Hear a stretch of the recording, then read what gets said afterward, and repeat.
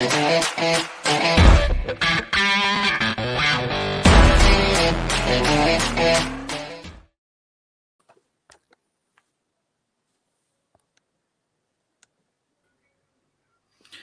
everyone, welcome back to Matic TV. I am your host, Kane, and today this is our final Premier League game of the season. It's Manchester United versus Wolves in the final game of the Premier League. Today, we do the watch along for today's game away at Molineux. So today I'm joined by Mr. Shane Dowley from the Weekly Armchair Kickoff podcast. Also, we will be joined by Jamie as well from this channel. And today we will be talking all things Manchester United, whilst also watching the game here today. Shane, how's things? How's the form today? I'm not too bad now, Kane. Almost there, almost finished the season. It's been a long season, tough one at times, but so hopefully get a win today and look forward to the final next week then. So not too bad. How are you?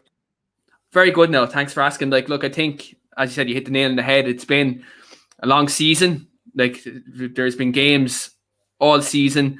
It's been kind of a congested, long, and a lot of drama this season. So, look, it's kind of good to be kind of at the final game of the season this year, especially in the league, and to kind of look at kind of seeing a couple of youngsters get the chance today and seeing a lot of youngsters within kind of the squad today. It'd be interesting to see kind of how we go, because today, obviously, we've been unbeaten away from home all season.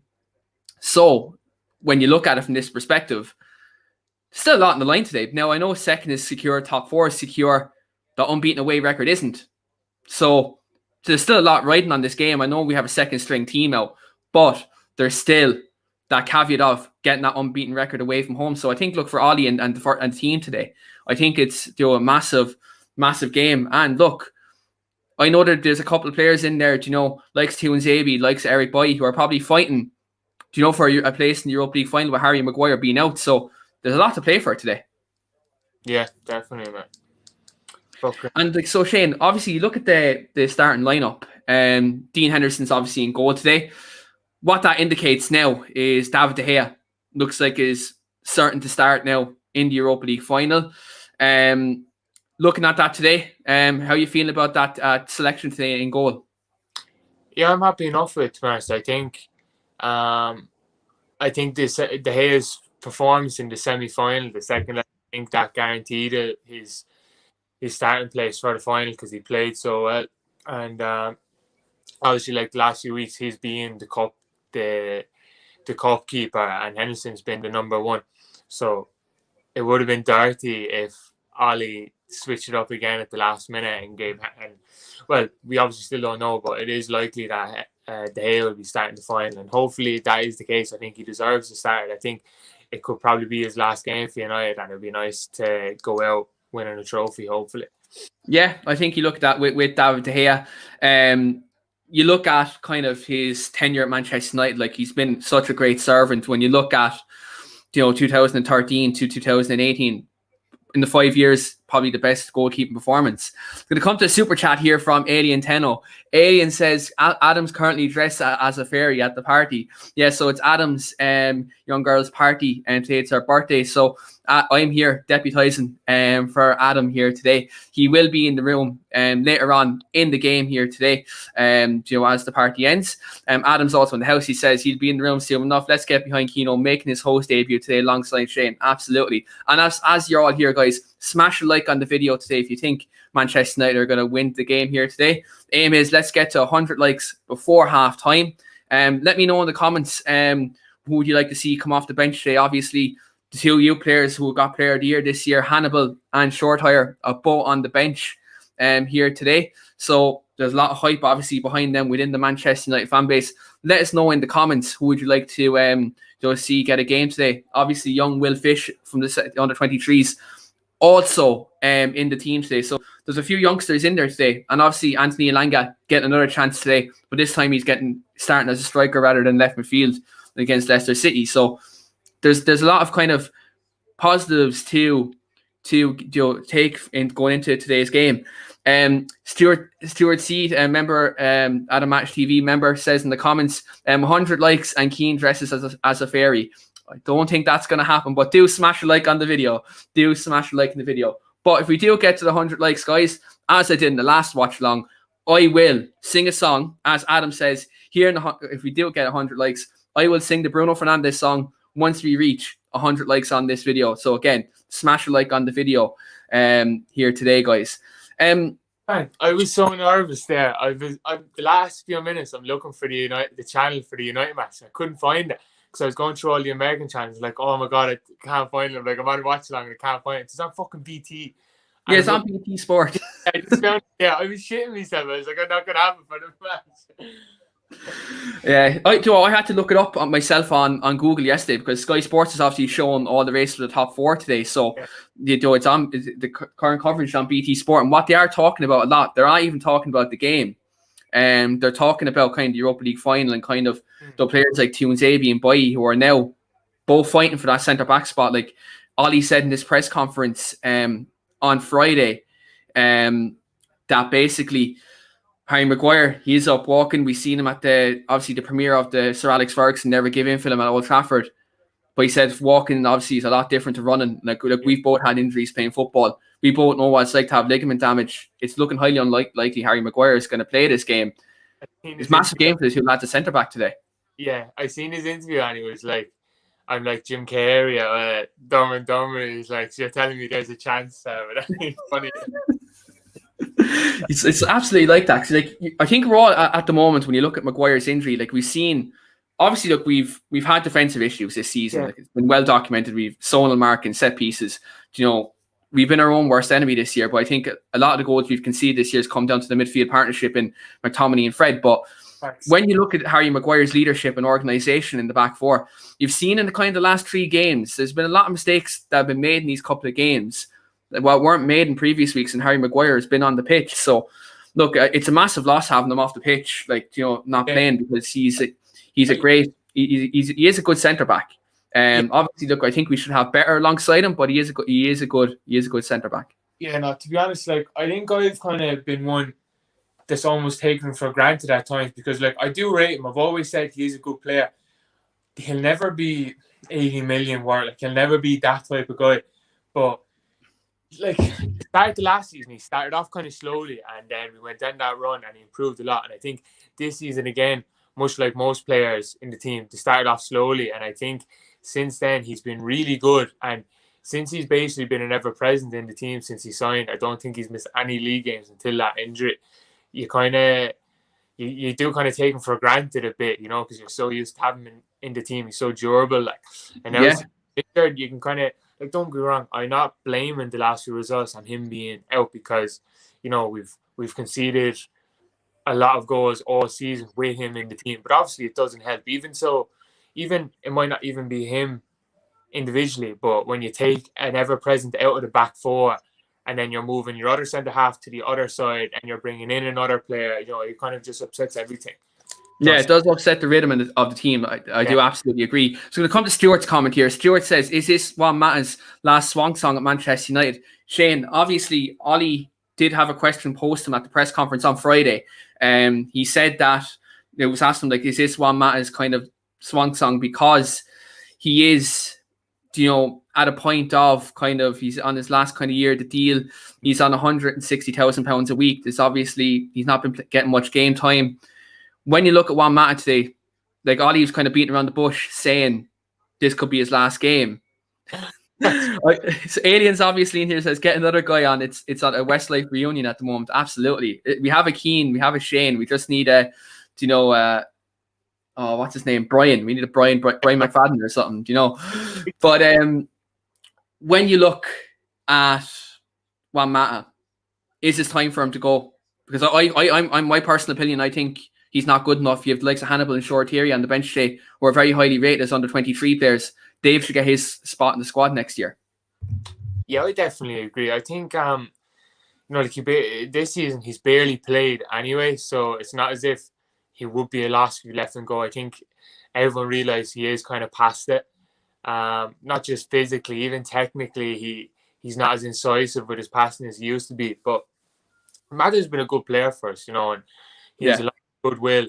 But I don't think it makes any sense if he was to be here next year because he is on relatively big wages.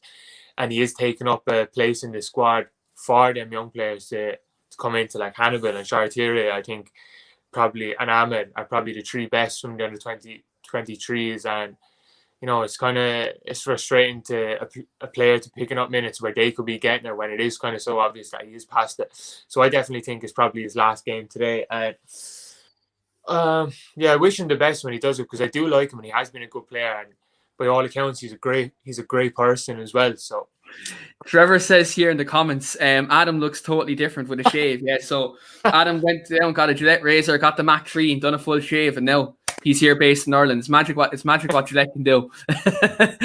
Also, everyone in the comments, do wish Adam's daughter a happy birthday today. It is Adam's daughter's birthday today, so do everyone in the comments wish Adam's daughter a happy birthday today. We will also be joined by Adam later on the watch along here today. So again, we will be joined by our main host here today. Jay Socials says we should just sell off our bench since Ollie doesn't use them. Yeah, look, in-game management this year has been indecisive at times this season. Look, looking at some of the faces on the bench today, obviously like Greenwood, Rashford, I wouldn't like to see them come on today.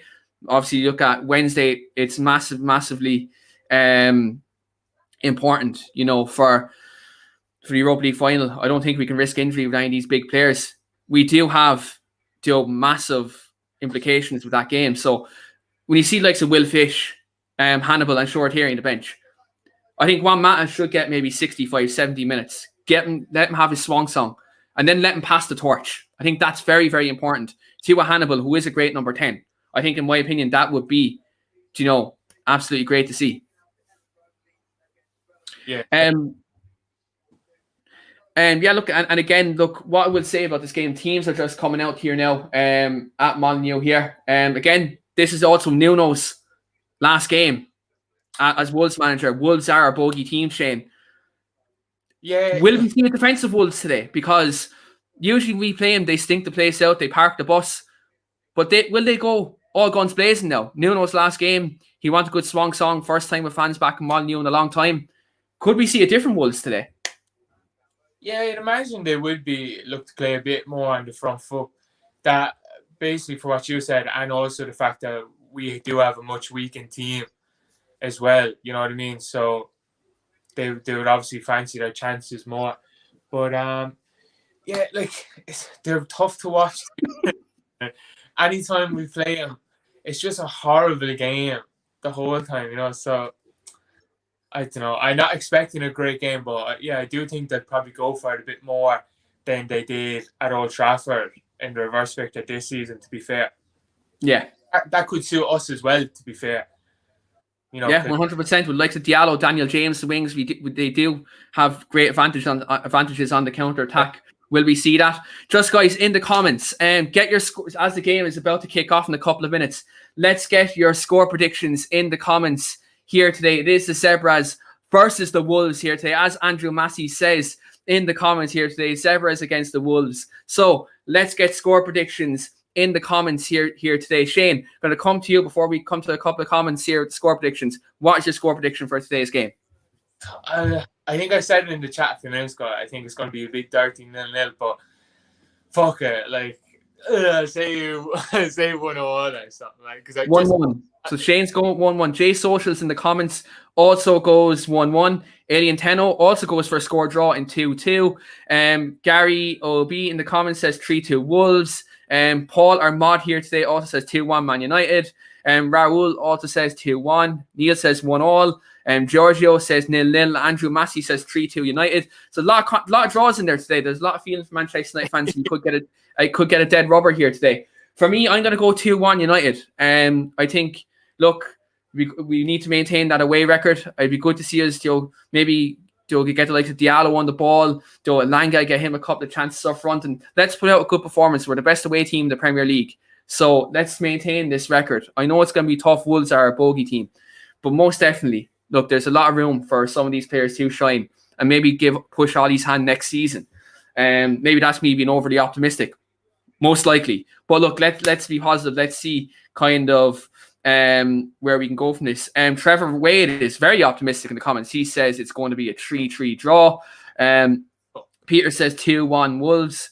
Also, Gary says we're going to be caught going forward. I think that could be an issue with the Brandon Williams and Tellez at left back, right and left back. I think you look at defensively, they can be culpable. So I think the centre backs and Boyne Tunes-Aby have to be solid today. I think positional wise, they're going to have to be on their game. They are two centre backs that are good in transition. To be fair, yeah, they are very good in the transition and catching on the counter. So they are very good. Trevor also says, "Don't talk to me about dead rubbers." I'm not going to go there with that one, Trevor. And Gary O'Brien says, "Up the Irish." Absolutely, up the Irish. We might not be in Euros, but we're making our presence felt here on Adam's channel here today. So again, smash a like on the video if you're up for a Manchester United win here today. Andrew's also in the comments and says here, "Keane, did all your family support United?" My mother named me after Roy Keane, so that's how I kind of ended up with my name. Half my family United, the other half of my family are Liverpool. Conflict there, but there's a vast majority of my family will be United fans. So yeah, a lot of my family are United fans, other Liverpool fans. So bit of conflict, but it is what it is. It's what happens in Ireland, really. Yeah, so we look at the opposition. Obviously, Ruben Neves, they're showing him on the screen there. Player who's kind of underperformed for West Brom, kind of not West Brom, Wolves in recent years. Yeah. Is this a time for him to shine? Because he usually has a good record against United in terms of scoring goals.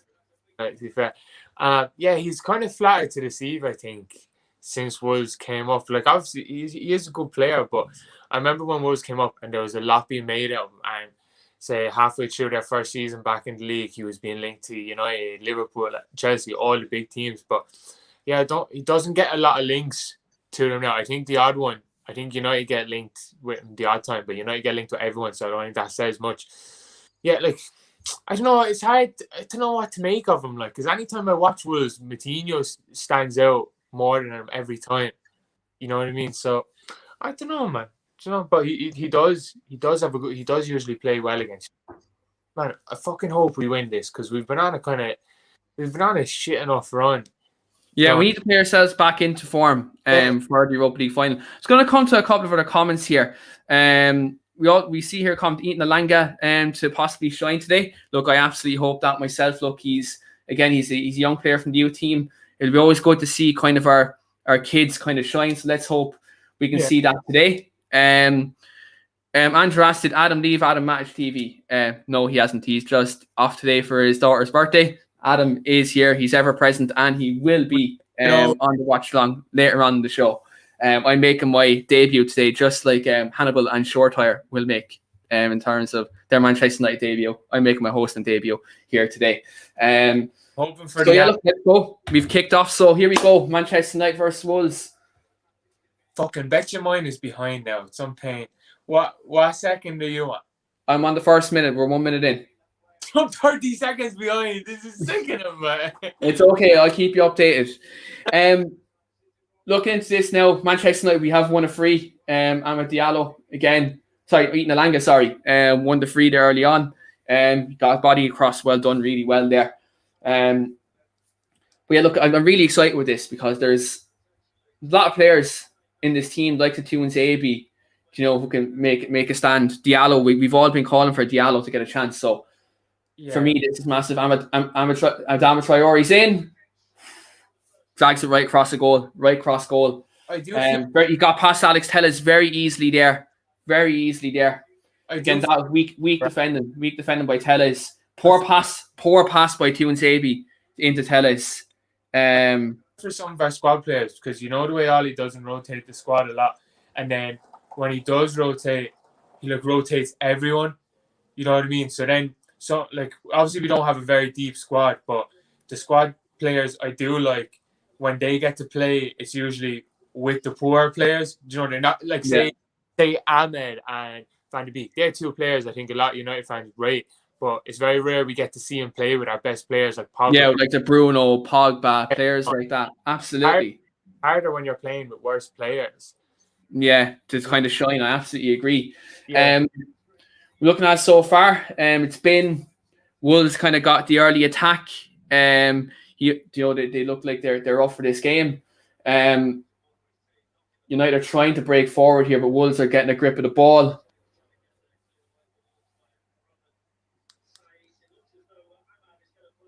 I think Nemanja Matic is going to be massively important today, in terms of his presence in the field, in terms of his defensive cover. You need that experienced head. Going to come to a couple of the comments here, guys. Ollie rotates. Jay Social says Ollie rotates like he's playing FIFA. Yeah, he doesn't do it until they're all coming to his office saying, "Boss, I'm knackered. I need a rest." Also, we're going to come to Ash's comment here. Ash says, I'd like to see Donny van de Beek at CDM. He did play very well in the number 8 role against Southampton earlier on in the season. Yeah. So, look, he's capable of playing in a number 8 in a double pivot, but again, he hasn't got enough game time there. That's probably his best fit for us. I think it's kind of hard to tell because he hasn't gotten a run of games really yet, which is mad. Absolutely. Season's almost over. But I do Wolves think are seeing a nice few passes here now. They are trying to attack. It's been very kind of tepid so far from both teams. It's trying to put the feelers out there for this game. Both trying to get a bit of possession, but nothing major happened so far apart from that Adama Traore chance early on. He's so small and fragile. It's going to come to a couple of our comments here. Andrew Massey asks here, is there going to be a pre-season with the Euros? It's going to be a very short pre-season. I believe it's only about 2 or 3 weeks. And then we're going to have the Premier League kicking off in August right after it. So it's going to be nearly another congested season. But finally after that, it's going to be okay because... Is the World Cup then next summer? Next winter 2022. Oh, geez, that's going to be so weird. I can't even imagine what that's going to be like. Poor ball by Mata. Poor ball by Juan Mata there. Tried to set Dan James away, but overcooked it, put too much on it.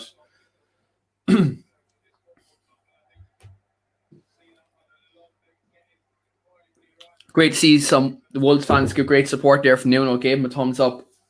He's done a good job. He's done a good job for the large part of Wolves. This season they have petered off, but he's done a good job massively for Wolves. Taking him as far as he can. Now, to be honest, I think they kind of need a freshening up.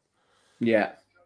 But what do you think if Harry Maguire, let's say, doesn't make fit for the Euros? Obviously, look, Connor Cody's a centre back for Wolves. Will he have an impact for England in the back 4? Like he massively plays in the back 3. He's in. Elanga was in.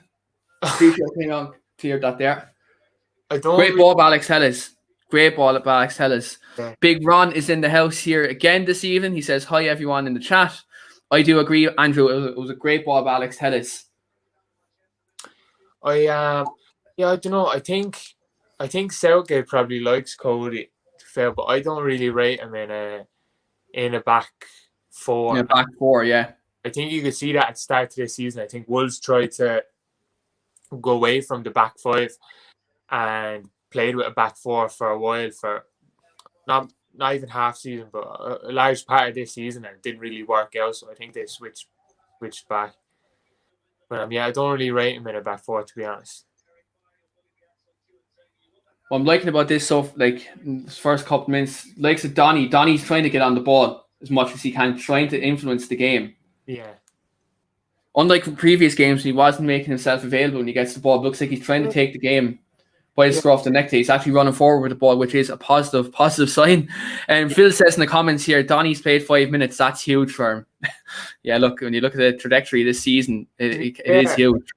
To be fair to Donny, I get when people are saying that he's not looking for it, but I also get that he's coming from such a well-coached system at Ajax, so he's kind of more focused on trying to drift into space to collect the ball. That's his game.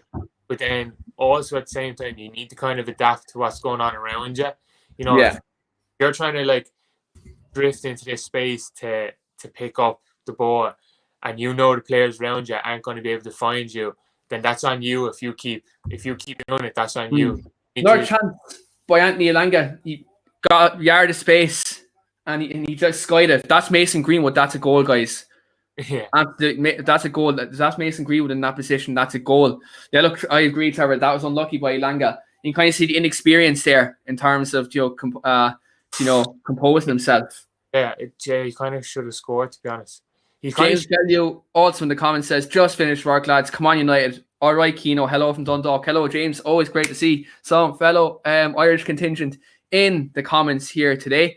Madred Neil also says, Matic and Mata are finished. Both need shipping out in the summer. Yeah, look, I agree. I think Mata is going to go anyway because of his contract, but you look at the Nemanja Matic, he's 2 years left in his deal, so it might be harder to get rid of Matic than it is Mata at the minute.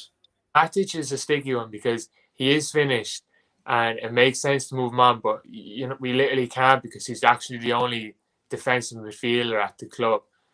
Because McTominay and Fred aren't defensive midfielders, to be honest. They're kind of just doing it up together.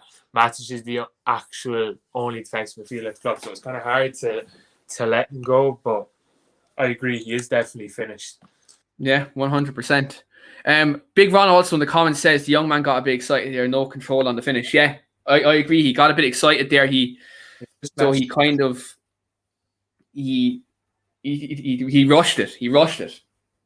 But looking at now, Neves trying to get on the ball here. Great ball by Neves into Wolves player. Great defending by Tuizabi. Great defending. We are now also joined by Mr. Jamie McCoy as well. Jamie, how are you going this evening? How are you doing, boys? Sorry, I'm running a little bit late. The old laptop decided to do an update just before I wanted to come on stream, so I do apologise. It's all good, pal. It's all good. Obviously, look, Manchester United are after getting a couple of chances early on in the game. Joe Anthony Elanga's picked up a couple of chances. How are you feeling about the game so far? Yeah, obviously been listening in for a little while before I was brought in. I totally agree with you with getting Donny on the. He's looking to get on the ball, make things happen, which is good to see because obviously we ain't seen a lot of that this season from his lack of game time. But good chance for Elanga there. Feel like he snatched it a little bit there, but he's only a young boy. He'll learn on that. He's getting into the correct. He's getting into the correct positions to take them chances. Yeah. So and he opened. Just sort of snatched at that shot, but you're going to get that at that age, ain't you? Yeah, definitely, man. Yeah, and I'll come to Big Ron's comment there in terms of moving on players. I'll come to it there in a second. Actually, Wolves does have a corner. He might defending set pieces. Too much space at that back post for me. Yeah, Fabio Silva had time and space at that back post. There was again too much time there. Too much time. Don't need to be letting Traore get in on these wide decisions. Great header up by Tuizabi. United trying to get the ball out of the box. Oh, that good on the break. Daniel James taking on Semedo.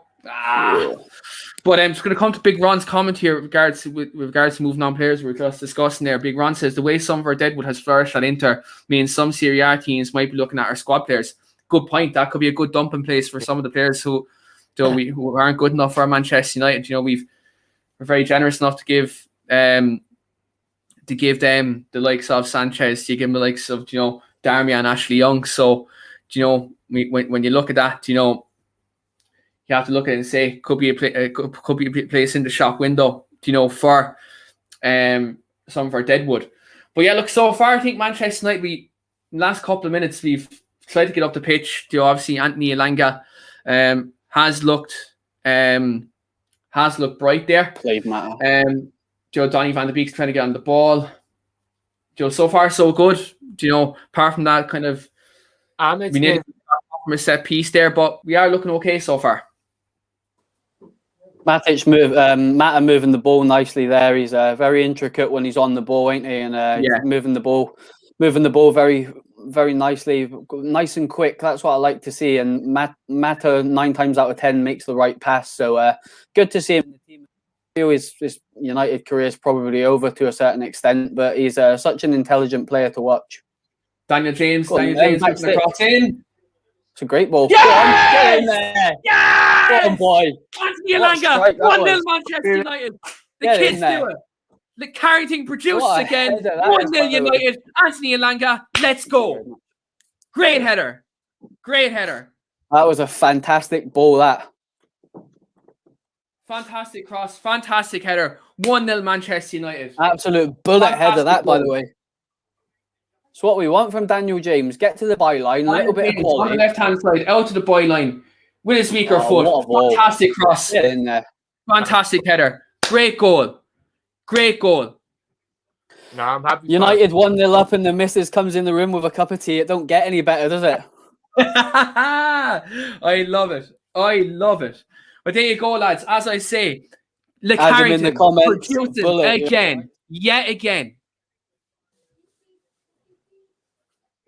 That's Nice a fantastic goal. header. That would do the boy well the good, that. And we talked about composure. Daniel James showed great composure with that cross. And Langa, again, as a striker, getting into the right place to get that header. Good start by Manchester United. This is what we want to see after a couple of games. My issue with Daniel James, Keane, it ain't. I know he gets quite a lot of stick off the fan base, but my issue is not with him as a player. It's his end priority. Everybody knows he's got the pace to beat people, but it's about his quality, and that's what we need to see, that sort of crossing ability. He's clearly got it in the locker. He's just done it. Absolutely. And look, again, he needs to get himself in 10 positions more often, I think, when he plays on the left flank. But I think what hinders him sometimes, he might be playing on the right-hand side. And I think, again...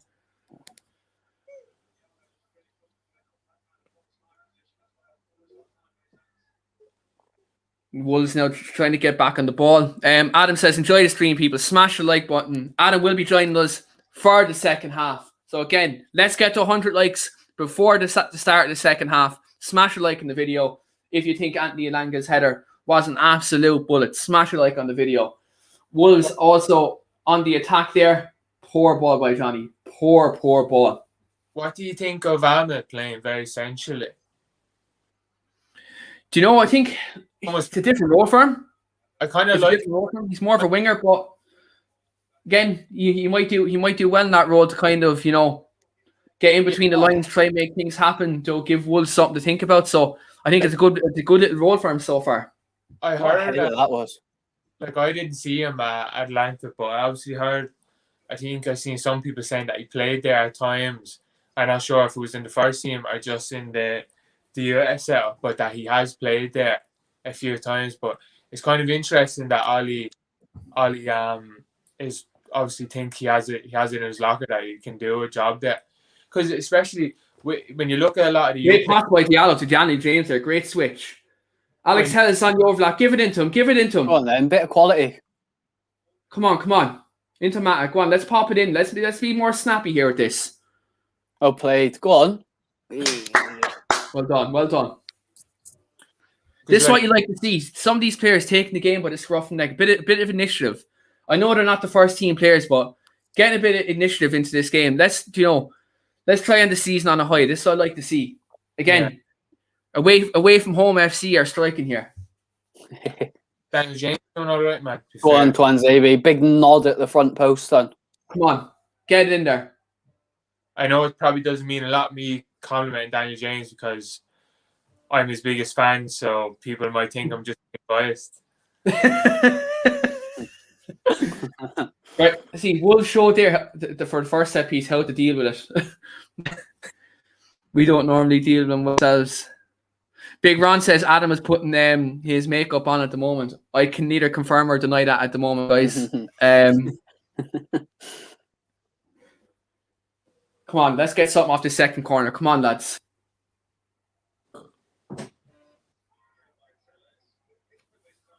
Eric Boy tried to get their goal kick. But yeah, look, it's best corner. But look, I think Eric Boy. Do you know what though? The cross was okay, but Eric Boy could have been a bit more aware of his run. He could have made, if he made that run a second earlier, he could have bet Roman slice to the ball. I wouldn't down it too much.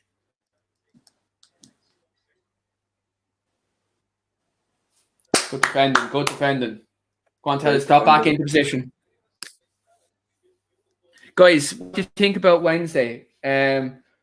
Looks like Joe Fred and Scott McTominay are a doubt. Let's say they both don't play. What's your midfield two in the middle of the park?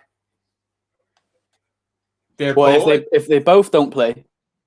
Yeah. I think you have to go Partage today. Yeah, Pogba, and Pogtich. Pogtich. Yeah. It's getting bad now, these names. Alien Like, says, Alien says in the comments, Keno in, Adam out. I'm not for, I'm not for a debating myself here. You might have to run a campaign on that, guys. I don't know. Trevor says in the comments, if Boy ran too fast, he would get injured. Andrew also says Leicester beating Spurs. That's massive in the race for the top four. Sorry, early Steve. pressure being put on the other teams, like the Chelsea, and the likes of Liverpool. What I am going to do, guys, I'm going to put one of the games on Sky Sports on my phone as well. Obviously, no volume on. So not only will I keep you updated with the Manchester United game, we'll also keep you updated with the race for the top four as well. Because let's hope Liverpool drop out of it and we get Istanbul Part 2. Who would not love that as a Manchester United fan? What do you two think about the situation with the goalkeeping situation on Wednesday? Because for me, when I seen the lineup today and seen Henderson starting, that practically confirms to me that De Gea will play. Yeah. Look, De Gea's been in the last kind of a few cup games, and look, when you look at his performance against Roma, I think it warrants him starting in the final. And look, as Shane said, I think he done well in that game. He's been a great servant for this football club. Look, Henderson's the one for the future. I've been told today, I've seen reports say that Tom Heaton deal to Manchester United is more or less done as well. So it looks like that's probably looking like De Gea's swan song. It looks like Henderson is going to be number one next season. So if De Gea can go out and leave on a high, look, I think that bodes well for all of us. I think I don't mind too much about Henderson. I don't mind too much about the Heaton signing. I think it's quite an intelligent signing. To be fair, I think he's a half decent keeper. Well played, Donny. That's fantastic. That great play by Van de Beek. Go on, out wide. Go on. Daniel James or Kellis couldn't get to the ball there in time. We'll come to a couple other comments. And Trevor says in the comments, De Gea was always going to play the final. Absolutely agree. I think when Henderson went to the number one for the league games, it was kind of looking at inevitable that David De Gea was going to be the cup goalkeeper. We've seen that happen with De Gea and Romero last year. As Paul Armad in the comments also says, as it stands, Liverpool drop out of the top four. And so look, again, fingers crossed. Let's see Van Dijk playing Thursday night football. That would be absolutely beautiful. But anyway, still on the United game here, 20 minutes in, Manchester United are 1-0 up. So far, so good, boys. It's nice to see. Sorry, it's nice to see Jimenez back. I was just going to say that. Literally just going to say that. That was a bad injury he had. He's a cracking player. He is. It's great to see him back healthy. Absolutely. Well, to be fair, I think I kind of forget about that when I say Wolves have been poor enough this year. I kind of forget that so much of that is probably down to him being out for most of the season. Who do you reckon Wolves are going to look at realistically? Because I've heard from my friend, they're looking at Bruno Lage, who was the Benfica manager. Didn't do too well at Benfica, to be fair. I think if Wolves want to progress, they need a progressive, like attack-minded manager to kind of bring them forward. Do you think they'll go down the Portugal route, though? Like, do you think they'll sort of stay with a Portuguese manager because of? I don't think so. Kind of traditions. I think they need to get away from it. To be honest, I think they've bought well, haven't they, Portuguese-wise? But you can't run a football club based on just one league. 100%. I think for me, I need to call him Portugal there. I think if Wolves want to progress, I think Graham Potter would be a fantastic manager for him. He plays great football at Brighton. Wolves do have a good few ball players in there who can do a job here. Wolves are on the attack here. Spurs job. Adama Traore taking on the Man Matic. Turns them easily. Good defended by Matic. Well done. Good clearance by Axel Tuanzebe. We were lucky there. Matic got turned like a bus reversing there. He really did. Nice. Trevor says here in the comments, Keane gives a few bars of Danny Boy. No, we're not at 100 likes yet, guys. When we get to 100 likes, if we get to 100 likes before halftime, I will give you a red edition of Bruno Fernandez's song. So let us know in the comments. Get there. Let's get to 100 likes before halftime. I gave you the Cavani song on the last watch along. So I'll give you the Bruno Fernandes one, but you have to get us to 100 likes before I start spitting some bars, guys. So let's get us to that 100 likes mark. Interesting what Trevor says there. Adama Traore. Out for another corner. Is it no? Interesting what Trevor says there, Keaton. Tom Heaton will eventually be a coach eventually. That's quite interesting. That could, I kind of might agree with you there, Trevor, to be honest with you, mate. Good shout. That could happen. It could happen. I think maybe work with the youths, maybe do something similar to what Nicky Butt did again, but possibly. Do we want to be mates FC? I think that's something we have to kind of look at. And too much sentimentality in the game. But Wolves have another set piece here. Can Manchester United defend a set piece? Header up by Nemanja Matic. Traore in the ball. Close him. United need to step out here. Yeah. Good little clip by Neves. Go on, that's your ball, Donny. Great covering by Donny van de Beek. Yeah. Great covering by Van de Beek. Donny's having a decent game, isn't he? Really good game. I hope Greg Chambers is watching this game. Fantastic game by Donny van de Beek. Who's that? Donny Chambers? Donny Chambers, yeah. Trevor says here in the comments, I've liked it 100 times. Keane does not count. Hey, sorry. YouTube make the rules, guys, not me. YouTube are clamping down on a lot of us who do football content. It's not our fault. They're making stricter rules for us, guys. Better to play in a double pivot than he does as a 10, I think, because I just don't think the way he plays as a 10, I don't think it suits us, because a lot of the time when he picks up them pockets of space, we can't. Tell us. The game, I think with Van de Beek here. Oh, they're on the attack. Penalty shout for Wolves. Couldn't you? Penalty shout for Wolves. Get him told, Axel. Great defending, Axel. Never a penalty. Traore, give it over. Give it over, man. Give it over. Sorry, no, it's not a penalty. Good defending by Kieran Davey. There's no way in a million years that's a penalty kick. Wow. No way in a million years that's a penalty kick.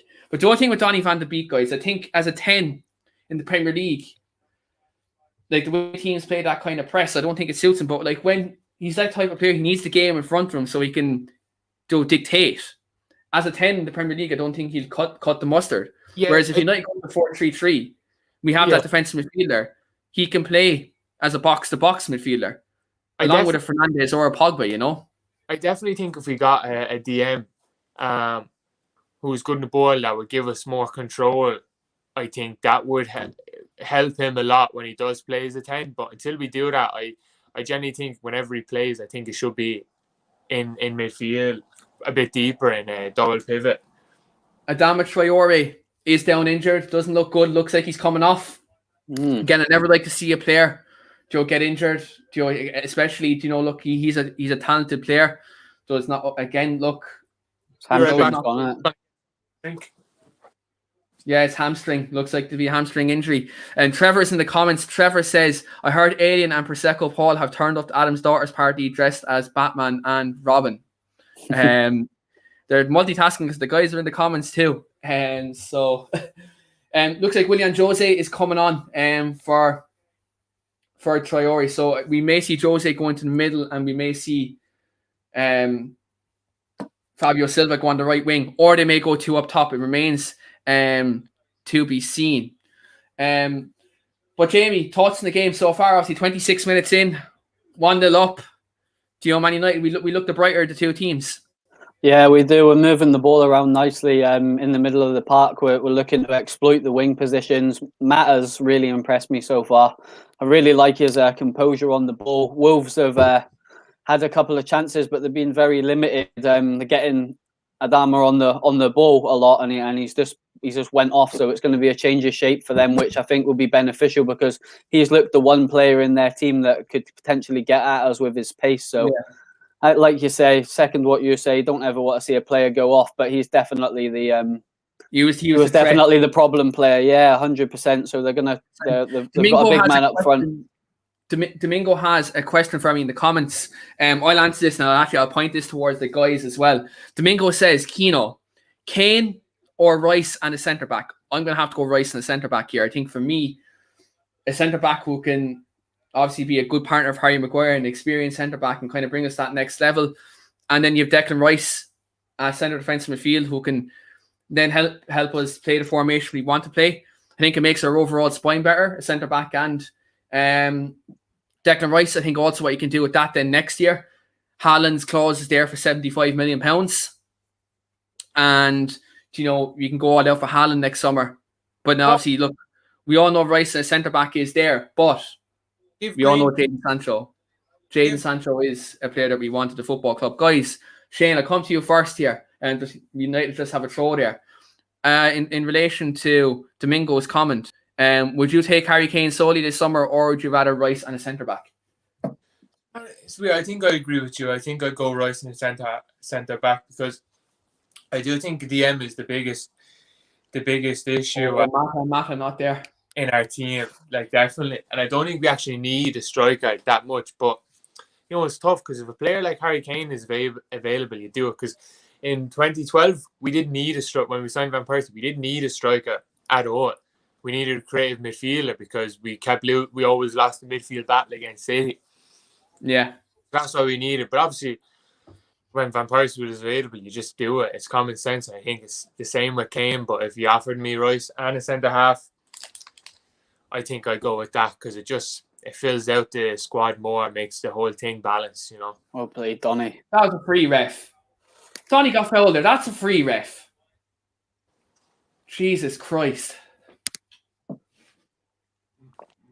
We were hard done by there. That was a free, 100%. Yeah, Jamie, it was. Great time. Jamie, just briefly just there on the Domingo's comment, would you be in the same boat as me and Shane, or would you take Harry Kane and go kind of all guns blazing with that transfer? Yeah, good comment there. I'm kind of in agreement with yours too. Like I think a centre back and Declan Rice would be the sensible, but you feel the way that the Glazers have been with United and looking for that key name on the back of the shirt to sell again, and when Harry Kane comes available, I do feel like it's definitely something the club will be looking at, like purely from a marketing perspective as well as a footballing.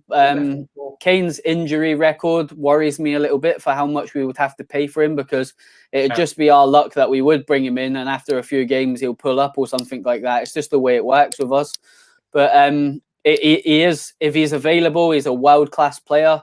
Daniel Levy won't be very easy to deal with at all. So we're going to have to pay big money for him, potentially add a few players. Yeah, I'm not too sure. He ain't worth 150 million. No human being is, in my opinion. But I do think it will be a deal they will look at. I generally, hand on heart, think he's going to end up in the other side of Manchester. His quotes about winning trophies and wanting to do this and that. He's obviously got one eye on Shearer's record as well, and I feel like he would get chance after chance in that Man City team. So they'll be looking at that deal as well. But I do think Diallo doing really well through the middle, guys. Amad Diallo doing really well through the middle here. Done very well to beat two players. Kane's legacy himself, I think United is actually the best move for him, because I think if he goes to City, it's kind of like, I don't know if any of you follow basketball, but it's like when Kevin Durant went to the Warriors, because he was criticised he's never won a championship, and then he went to the Warriors when they were already the best team, and he won the championship, and everyone is kind of like, we don't actually care because they were winning without you. I think it would be the same with Kane, that if he goes to City and he wins trophy after trophy, it's a case of, yeah, fair enough, but they didn't need you to do that. They were winning all this without you. Whereas if he went to United and he was the guy, like he was the best player at United to return back when we'd have a enough, wouldn't it? Like it get us back to the top again. It's an interesting one. It's definitely something the club will look at, because economically, shirt sale wise, it makes sense, and the Glazers are going to want to get back on side with our fan base, which I feel like it's really important that no matter how much they throw at it in the summer. Like I've spoken to people, I was speaking to Adam about it actually on here midweek, about some fans thinking they are going to spend big to try and get the fan base back on side. But I feel it's really important that no matter how much they spend, we'll support the boys in the red shirts. But with regards to the takeover, and I'm not going to open that door because that's for a completely different show, but I feel like we've got to keep it up. Like we've got to keep the heat up. I'm sure we will as a fan base on the owners. Because come on, that's it. Go on, stick him in there. Stick him in. Go on. Unlucky and strong enough. Very well, well done by Matic here. Intelligent. Like, it was very good play. When you kind of look at the performances of a couple of players, say Diallo and Elanga are very bright guys. Also with Daniel James, the youngest players in the team seem to be kind of playing very well today. It's a lot we're better. moving the ball very, very quickly, Keane. You know, well, the players that have got the ability to move the ball quickly, it matters, and that they're getting these players into a bit of space, which is really good to see. Yeah. And like Donny and Mata are getting into good positions to make kind of intricate passes. You see there as it stands in the Premier League, Manchester United are second, Leicester third, Chelsea fourth, Liverpool fifth. So at the moment, Liverpool are outside the top four. Good ball by Alex Telles. It's a great ball as well. If Edison Cavani is in that box, he is putting that away 100%. But no, look, I'm very happy this first 33 minutes, guys. Do you know, it's been very bright. Do you know, we scored a goal. The players seem right up for it again. This sets a good atmosphere within the dressing room coming into Wednesday night. That's a free ref. One matter was fouled. Got to be pulling that back there. What's going on there? How is he not pulling that back for that? If Liverpool miss out on top four, that's so mad because I feel like they're already kind of slightly strapped for cash. You know, so if they lost that Champions League money as well, they're in trouble because they kind of need it. That would be great. That would be absolutely glorious. Wolves here on the attack. What's the Chelsea score? Does anybody know in the comments? 0-0. Let us know. Or 0-0. 0-0. Right. Okay. But because I think that Liverpool team has kind of ran its cycle already, so it kind of needs a freshening up, and obviously it just becomes harder if they don't get Played that. Matic. Go on, get at him. Oh.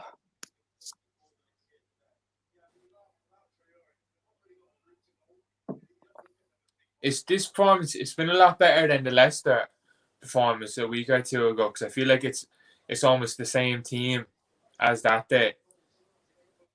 You know, I feel like absolutely, especially, and look, it looks like they're a lot more brave because obviously Leicester were like, look, we're a quality team, so they didn't take as much risk. Oh, Matt gives it away.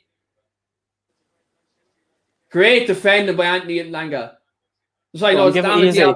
Great defending by Diallo to the middle. Great defending by Diallo. Well done, kid. Well done. I'm really excited about Ahmed. Looks so comfortable on the ball, doesn't he? Yeah, he's really. He had a massive reputation in Italy, didn't he? For someone that hasn't hardly played any first team football, like that's why I was so excited when we signed him because I was just like, you know what, the hype around this kid and he's hardly kicked the ball in the first team. £37 million for a 17, 18-year-old. That speaks volumes. Trevor Wade says here in the comments, can't wait for Wednesday. Cavani will show his class again. Big game player. Absolutely. Call it now here live on the stream. Paul Pogba masterclass incoming Wednesday. You heard it here first. Pogba masterclass incoming Wednesday night. You heard it here. If we don't win the Europa, what a shit season, to be honest. I think that whole season kind of is hinging on that. I'm very nervous. Go on, Donny. Give it out wide. Come on, overlap Williams, overlap him. Get in there, get in there. Bit of quality. Brandon. Corner ball. Got to be first time there. That has to be a corner. Yeah, you're right, Jamie. You should have gave it in first time there, but again, good play by Anthony Langa. Yeah, lack of composure for Brandon Williams there. Like he really should have got that ball into the box. I feel like a loan move for Brandon Williams to a high-end championship team or a lower league Premier League team would be a good move for him. I'll throw it up to you right now. I'll throw it up to you right now for Brandon Williams for a loan deal, guys. Bournemouth next season. Yes, probably championships. Probably a bit hard on the boy. That's probably a bit of a silly comment by me. So I take that one back. I think if he if he goes to sort Liverpool. Of is it? Goes to Brighton. Sorry, that I'm with you on that one, Keane. Like a Norwich or someone there where he's going to play. You know. Yeah. I thought it was so strange. Well, I suppose I see why he didn't loan it out early, in January, because we'd have no other right back. But hopefully, maybe goes out on loan next year, and Laird is brought back in as backup to Wan-Bissaka, because Laird's a player I really like, and I think the reason why Brandon Williams was moved to left back was because Laird had right back on lock in the under-23. So I just find it strange that he's still not looking at both their situations is kind of surprising. Eric Boy up second ball. He has to win that. Come on, Eric. You have to be stronger there. He has to be stronger. So 37 minutes gone. Manchester United still 1-0 up. Good performance by United so far. It's been Looks like we have a stoppage for a head injury. Looks like Willian Jose is down. Wolves don't look they don't look comfortable when they're in possession, which is usually the opposite to what they're like. Do you know what though? It looks like today they're trying to play ball a bit more when they're not used to doing that. They're more defensive side. Yeah. So I think that's probably why they don't look as as organized as they usually are, and it's probably kind of, I suppose, nearly alien of them to kind of try play on the front foot, which look, you see today, like we're using Diallo, like kind of in the false nine role to kind of get in their face on the press. Though Donny's moving very well in the field to kind of negate the attacks. The Matic has done well. So I think, they're in. Then Donker into Fabio Silva. 1-0, 1-1. A stupid goal to give away that. That's poor, that. It's 1-1. Poor defending for that.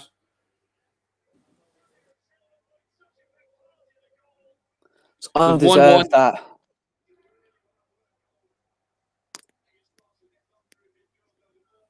Again, there's a lapse of concentration from Manchester United at the back. And again, it is 1-1 in this game. Bailey playing on side. Oh, he shouldn't be getting that ball into there.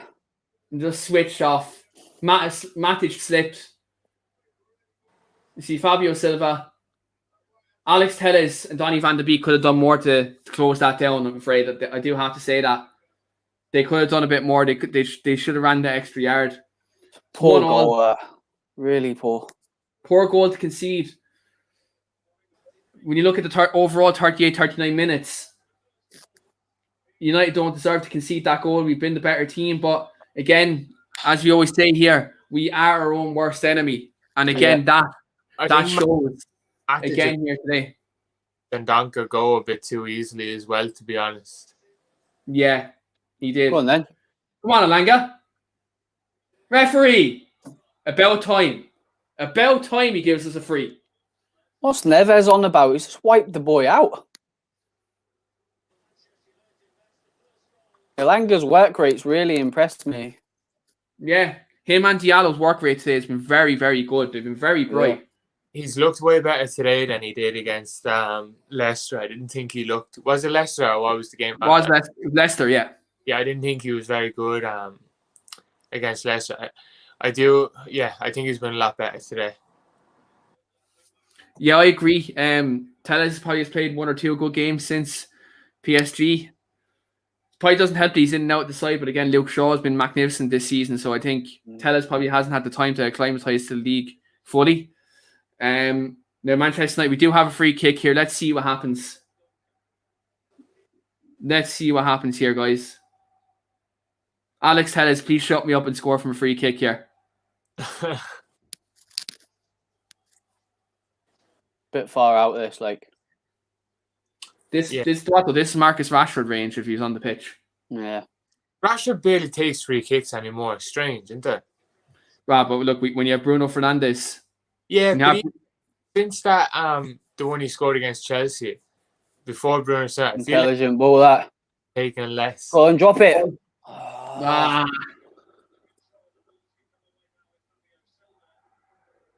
Kane scored. Well played, referee.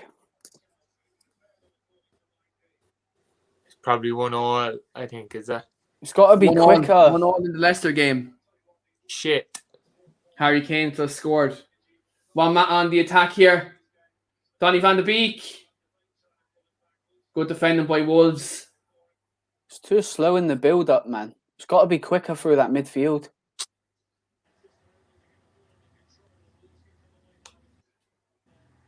United now have a grip of the ball, trying to break Wolves down. That's a great ball. Go on, have a go. Come on, finish that. Oh, good save. Oh, Williams, what a chance. Go on. In again. Finish that, Telles. Take him on. Unlucky. Oy.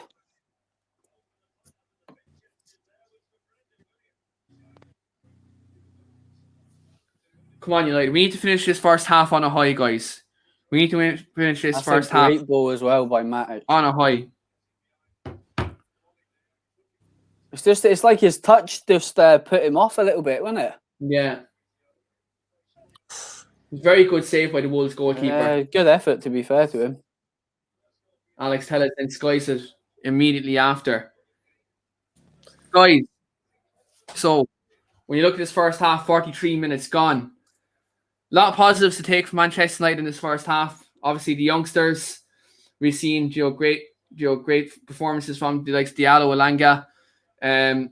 We had a great cross in from Daniel James. Donny van de Beek has looked bright for large parts. Are you happy so far with the first half performance? Shane's not there. Sorry, I didn't notice he wasn't there. Yeah, I think we've held our own. We've been the better team, to be honest with you. But the movement of the front three is causing them a little bit of grief. I feel like there's chances coming. The team's impressed me with the personnel we've got on the pitch. The young players picking up, and it's encouraging to see, because I'm sure, like everybody else in the comments as well, they wasn't too sure what to expect. I know I wasn't when I seen the team, but we're playing some really good football. Matt is really impressing me, but Wolves ain't at it, and they're here for the taking here with this team. So I think more of the same, really. I don't think Ollie will be too disappointed at all. It's a cheap goal to concede, but it's like you said, Kane, we're our own worst enemy at times. But I do feel if we can keep this sort of pace up and add that maybe 5-10% in the second half, maybe with some fresh legs on the field towards the end of the game, we can definitely get a result. But you have to feel Wolves are going to improve. Yeah, I think Wolves will come out in the second half. They will want to press on. Obviously, Nuno's last game, they'd want to get the 3 points. But I think this United team, we still have a bit of football left in us too, to try to get the result here today. Obviously, like we've seen, if we get the balls into like Diallo and Elanga, we can be threatening. Yeah. Good defensive work by Anthony Elanga there to win back the ball for Manchester United. He's been really good in this half. Well done, Brandon. That's it. Come on, Diallo. Go on, man. Come on, Diallo. Keep and give going. him it now, early. Go on, James. Great ball. Go on. Matt, back post, lad. Lucky. Come on. Let's play Fizz out another chance.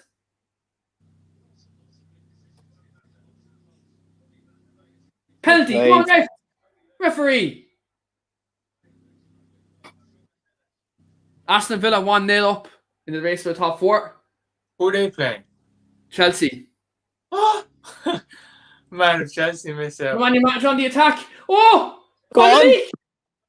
Penalty, ref! Sonny. Referee, that has to be a penalty. A penno? That has to be a penalty. Let's see the replay. Oh, it's got to be. That has to be a penalty. There's contact in the box. That's a penalty kick.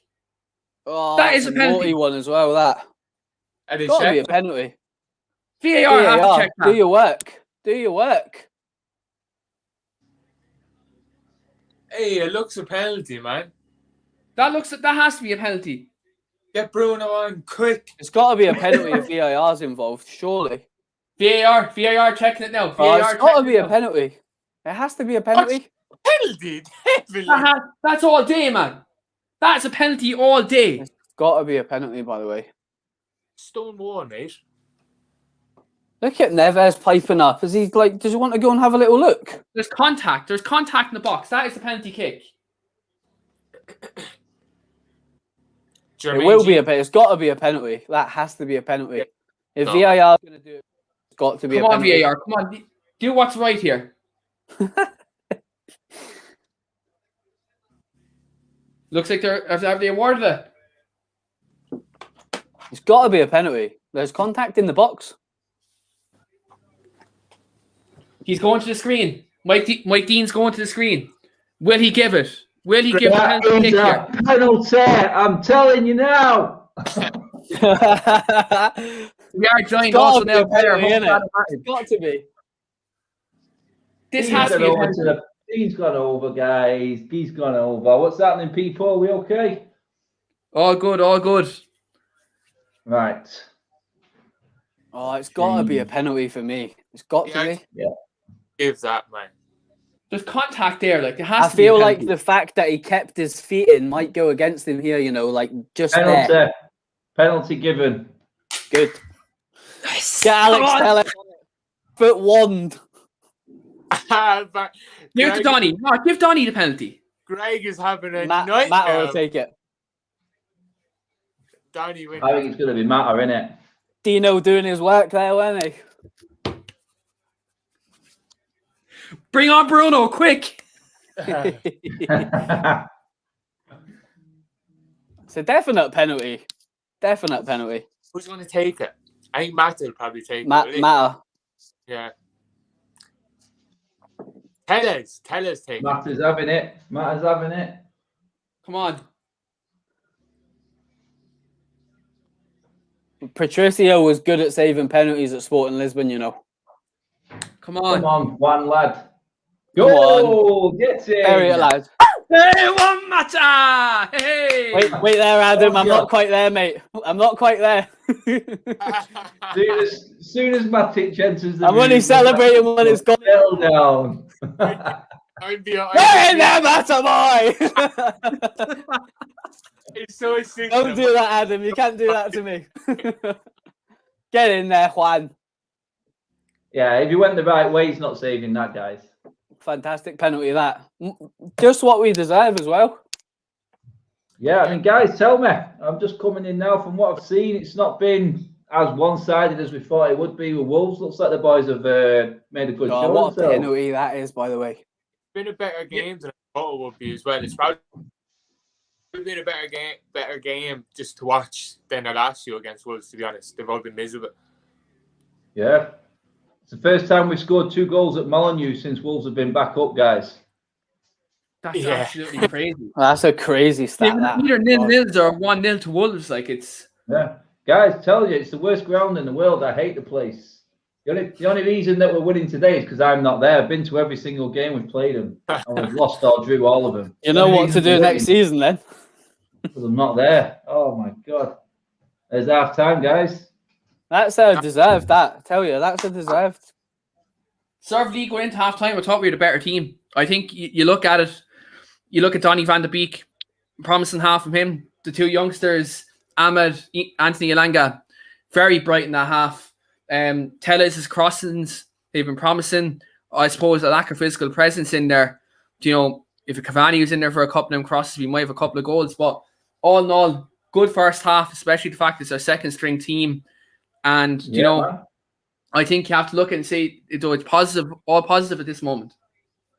That's it. Guys, how have the boys been doing? Have they deserved the likes that they've got so far? You're not doing well with the likes, people, by the way. Keane's never going to be singing a halftime sing-song if you've only got 40-odd likes. So get smashing that like button now, people, you big bunch of letdowns.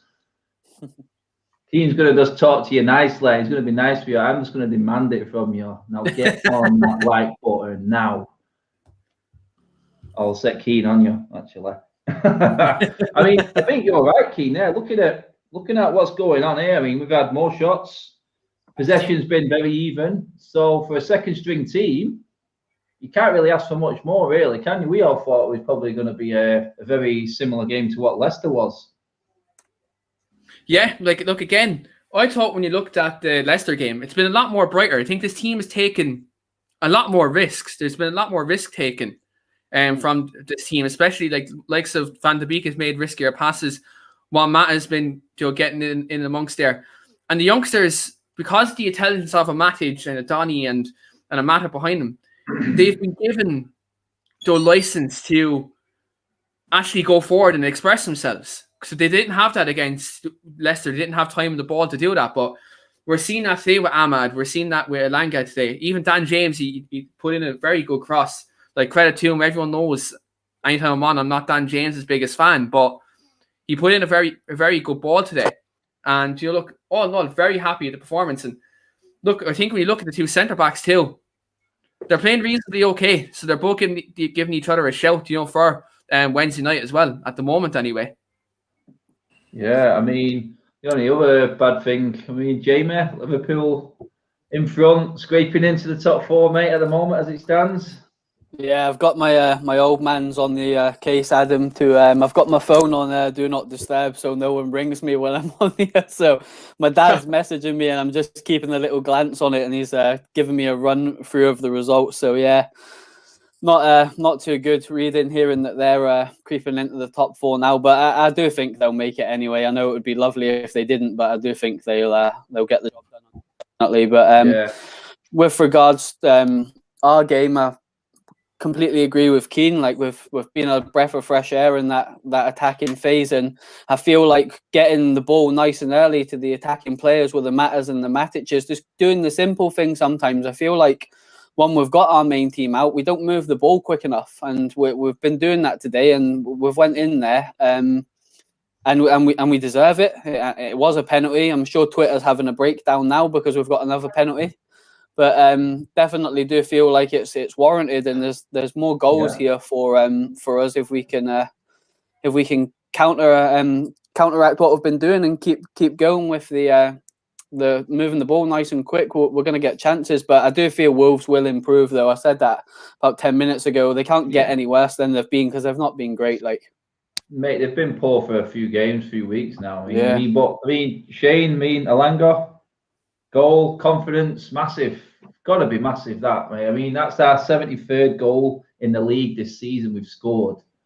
And we have spread them out a lot. And it's good to see some of the kids getting game time, but scoring goals, mate. Yeah, it's nice, man. Being pleasantly surprised with most of the team, to be honest. Because obviously when you make that many changes to the team, it's hard for anyone to play well because no one really has a match rhythm and that. But yeah, I think most players have played well. I think Ahmed and Alanga have been probably two of our best players. I think Mata probably been our best, but I don't think anyone's really been playing poor. I agree with Jamie. I think Wolves will probably improve. You'd imagine they'll improve second half, but hopefully we can do the same. I think we deserve to be ahead, so can't really complain about much, to be honest. No, and Keen, mate, who's stood out, mate? First half, who's been the shining light? Who's been the one that's, I don't know, really, who's led this young and this inexperienced team? Is it the likes of Mata and Matic who've made a problem? I mean, from what I've seen, Matic just seemed in control. I've only seen bits of it. Have I missed anything there, or is it a case of I think bit of experience for the youngsters has worked well? Yeah, I think Matic has been good. He's been slotting in between them two centre halves, doing the simple things well, though providing that defensive cover. I think Donny van de Beek has had one of his better games today. I think he's been trying to make things happen on the ball. He's trying to get the 1-2s, trying to link up a Mata and try to get that intricate passing going. I think Juan Mata today, look, I said at the start of this watch along, I think his time at United is finished, which I still think it is. It's not going to change on the back of one good game, but he's done very well there today. And what they've done is they've kept it simple. They're recycling the ball, and what they're doing is they're providing the likes of Ahmad and the likes of Alanga with the ball quickly so they can go ahead and express themselves and get forward in the attack, and it is doing as well. One thing I'd just like to say though, Shola Short here, I'd love to see him now come on this second half. One player, like, he's exactly like Anthony Alanga, very direct, very good in the ball. And if I know Daniel James has been out a while with injury, so he's probably not going to play a full 90. If we're going to make a substitution on the left, don't bring Rashford on, don't bring Greenwood on, get Shola Short here on. Very talented player, very good work rate, and it's definitely a dual player we can definitely see kind of make another impact, and let's show the quality of our academy. I hope Hannibal comes on for Matt. It's kind of mean because I'm saying Matt has been probably our best player, but I really hope Hannibal gets some minutes today, and I'd imagine it would probably be for Matt if he does come on. But I hope he does, because I think it's a bit surprising how long he's had to wait for the debut. So hopefully he makes it today. I feel like you made a good point there. Sorry, Shane, go on, mate. No, I was just saying I really like Ahmed essentially as well. I think he's looked comfier. It's strange. I think he's looked comfier essentially today than he has playing wide right in most of his cameos this season for us, to be honest, which isn't something I would have expected to see. Yeah, definitely. Sorry, guys, I've just enabled the live chat again. It disabled itself there for a minute, so just what's the name? Just double check, guys. Get in with the comments just to let me know that everything is back up and running again with the live. Yeah, looks like we're all okay again. Yeah, the party was good, Neil, mate. Thank you very much. Great comments from the guys there. And just a big thank you out to Shane Keane and obviously Jamie as well for holding the fort for us in there. Keane's done a massive job, people, but you are going to have to show your love for Keano by getting them likes up. If you guys get the likes over 100, then I'll know that you're happy with Keane's performance.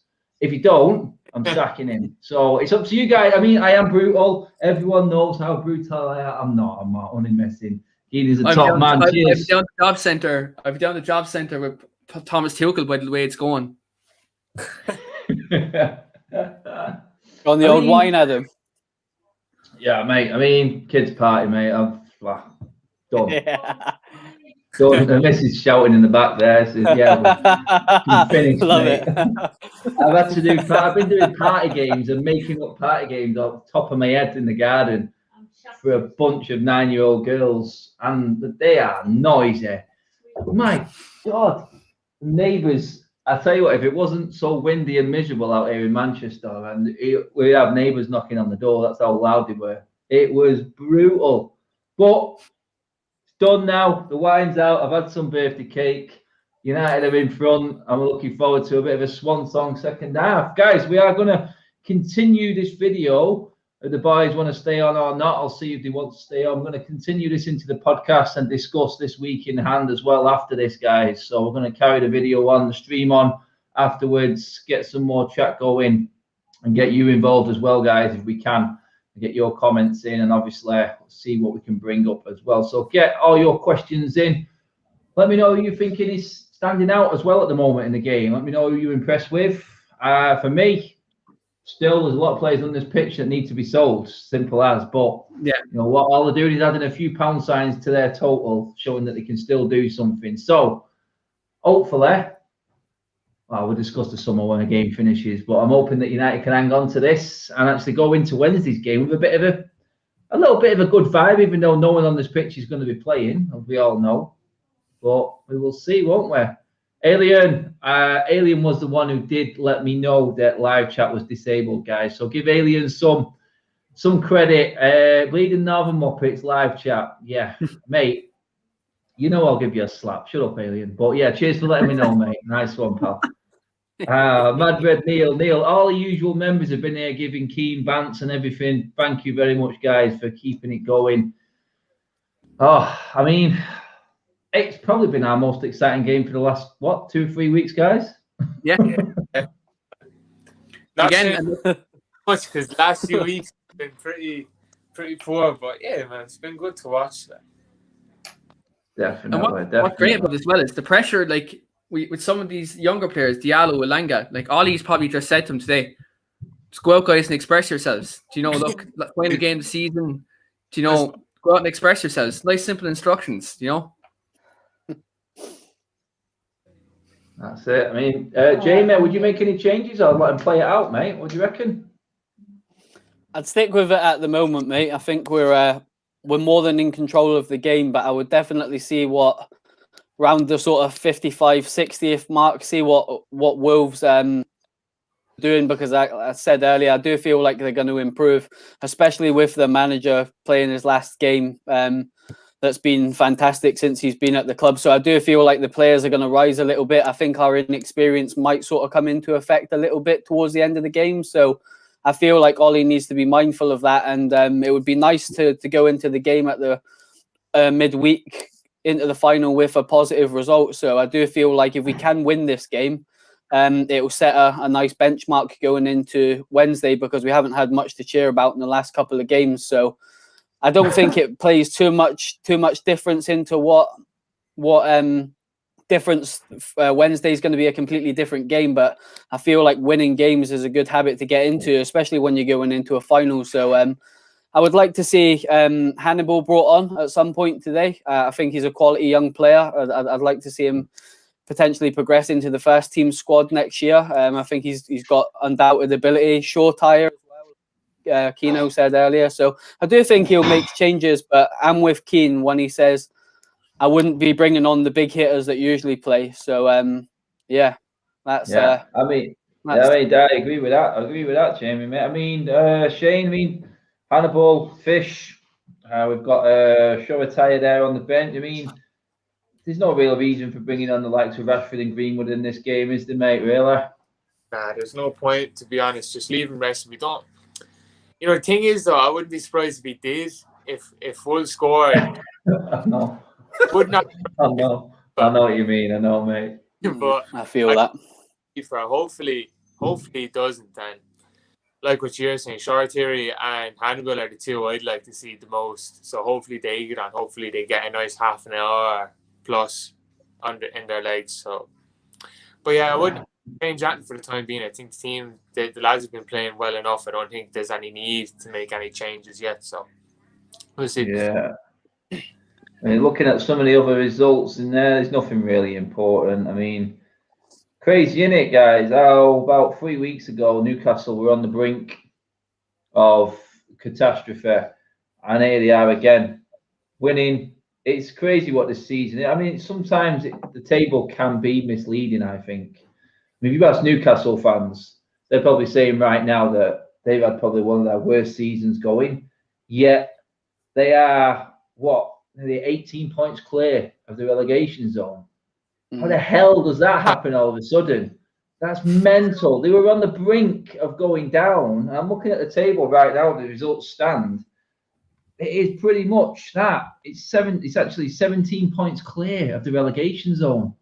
Goes to show the top as well, guys. How Liverpool have snuck into that top 4, Keen, mate. I mean, Leicester must be kicking themselves again. I mean, they were in there with us for, how many, 3 months at least? The whole season. The whole season they've been top 4. It's so and then out on the last day. It's such a relief not to be involved in this top 4 drama at the end of the first time in ages. 74 points, Jamie, if this result stays the same. That's what we're going to finish with, mate. How many more would United need to add to their total next season to be challenging? What do you reckon? Fans back, more of a realistic season, Chelsea and Liverpool getting stronger.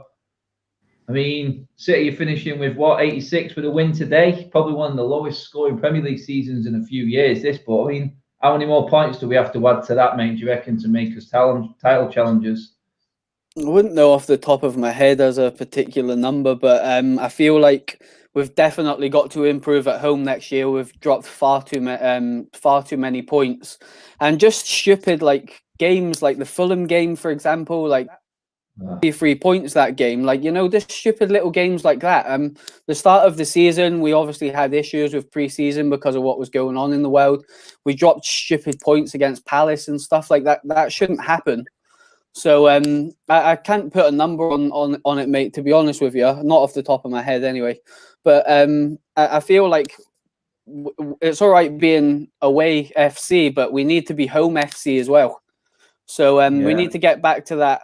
I don't think Ollie's record at Old Trafford, and someone come at me in the comments if I'm wrong, I don't think it's been too great since he's been at the club. We dropped so many stupid points at home. Yeah, and we have to wisen up with it if we're going to challenge, which I can speak for myself, but I'm sure you boys are the same. That's the end goal for me. I don't want to be finishing second. So it's we ain't got the squad to be challenging for the league title at the moment, in my opinion, but that's the goal. And I feel like you got to win games at Old Trafford. You got to be winning more than you're losing at Old Trafford, that's for sure. And if that doesn't change, we're going to be in the same boat next season. I think we should be trying to get 80 odd points next season. Yeah, I think 80 plus. Yeah, I think it started this season. I was saying we should be trying to get close to 75 points to improve. 74. We finish on 74 now. That's 8 better than last season's. Yeah, so I think to get another 10 points next season, you'll be thereabouts challenging for the league. Which is I think so. Done, but you know, Keen thinks 90 points wins you the league next season. Is that right, mate? I think so. I think look, next season it's going to be competitive at the top next season. Fans are going to be back. I dare to say Chelsea are going to do a great business in the transfer window if they do get Champions League. City, if they get Harry Kane and a few others, they're going to be competitive. Liverpool, if they get top 4, they won't be as strapped for cash as they are. They'll want to compete next year. They get like Kanate in and others. And look, if we get like a Rice, Sancho in the summer, maybe a centre back, then 100% we can challenge next year. But you need to be on at least 80, 89, 90 points next season if you want to be in thereabouts in the top 3 next season, I believe. I think the top next season will probably be so strong. I think like 80 something points could win it, because I feel like the more teams you have challenging for it, they'll take points off each other more. Say, because you look at like City and Liverpool, and they're just mashing all the big teams the last couple of years, so they're just running away from it. I feel like since there'll be more challenging and the pack is kind of closer together, I think they could drop more points. But yeah, it's probably like 85 to 90 tends to be what wins the fight. Yeah, I mean, I think that's the worrying thing for me. Jamie, was it you said, Jamie, actually, that we haven't got a squad to challenge for the title? Has anyone else? Yeah. Barry City got that? Because Liverpool's squad were found out this year, weren't they? I mean, I think we had a squad. We didn't use it, mate, to challenge. I think that's why we came unstuck when we did. So many players who just don't play games. When they do turn up on the pitch, the sharpness isn't there. I mean, today's a free hit, and Wolves have been shocking for the last second half of the season. Let's not kid ourselves. But I mean, is there anything in this squad right now that says, if we used it a bit more, might we have been a little bit closer and managed this season a bit better? I do think it's a bit of both. I think a lot of the squad players aren't of the standard, but I also think if he utilised them better, he'd get more out of them. I think there's a few players there you'd argue they're not good enough, but I also think they're not helped by they're standing on the sideline for 3 months, and then they're coming in out of the cold, playing 90 minutes, and you have no rhythm because you're not after playing for 3 months. You know what I mean? It's kind of harsh to say these squad players aren't good enough when they're not really getting a fair shake, But that's it, mate. Oh, dead right, Shane, mate. I mean, I've been banging that drum for a while. I mean, Jamie, though, it's like Shane said there, then, mate. You go into a game and you haven't got any match sharpness, then you're going to struggle. But even with Solskjaer putting in the likes of Ahmad into the match day squad, it's all good and well, mate, but he's not going to play him. It's taking him away from under 23 games. And I know under 23 is not the right standard to prove a player's ability, but match sharpness, mate. I mean, if he's sat on the bench continuously, he's not going to get any game time, mate. Yeah, no, it's a difficult one, isn't it? And I agree with you. If he's not going to play for the first team and he's not going to be brought on. Leicester are winning, guys. We're winning. One more goal, a goal for Palace, and this season, it's squeaky bum time. Squeaky bum time for the Scousers. Come on, Istanbul, let's do it. Come on. Istanbul. All right, James, mate. Comments. I'm doing good, mate. Thank you. Sorry, go on, Jamie, mate. Carry on. I didn't want to cut Kane off on full flow there. I feel like the thing is, we paid a lot of money for the boy Adam. Do you know what I mean? So when's the right time to find out how good he is? He's at Manchester United. We shouldn't be paying that amount of money for a boy if we don't feel like he's. I think there's too much made sometimes of this. Oh, he's not ready. He's too young. Like if you're good enough, you're if you're old enough. If you're good enough, you're old enough. Sorry, minced my words there.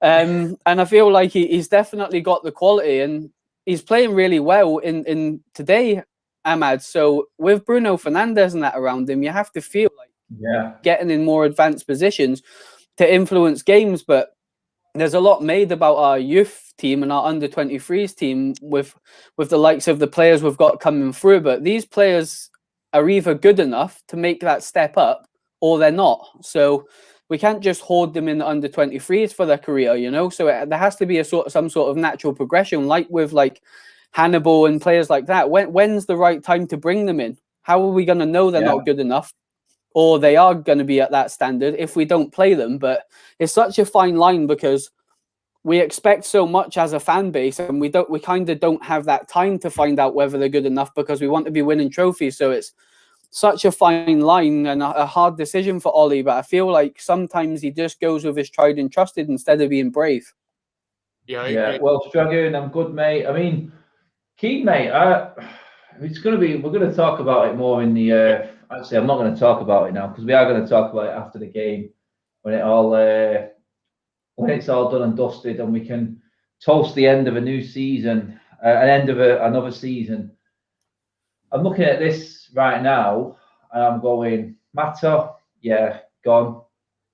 Matic, yeah, probably gone. Need someone else in. For the size of squad we've got, we need a lot of players still.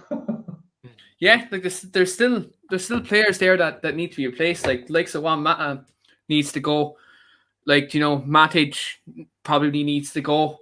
But you look at some of these players, I think Mata's replacement's there in Hannibal. I do strongly believe.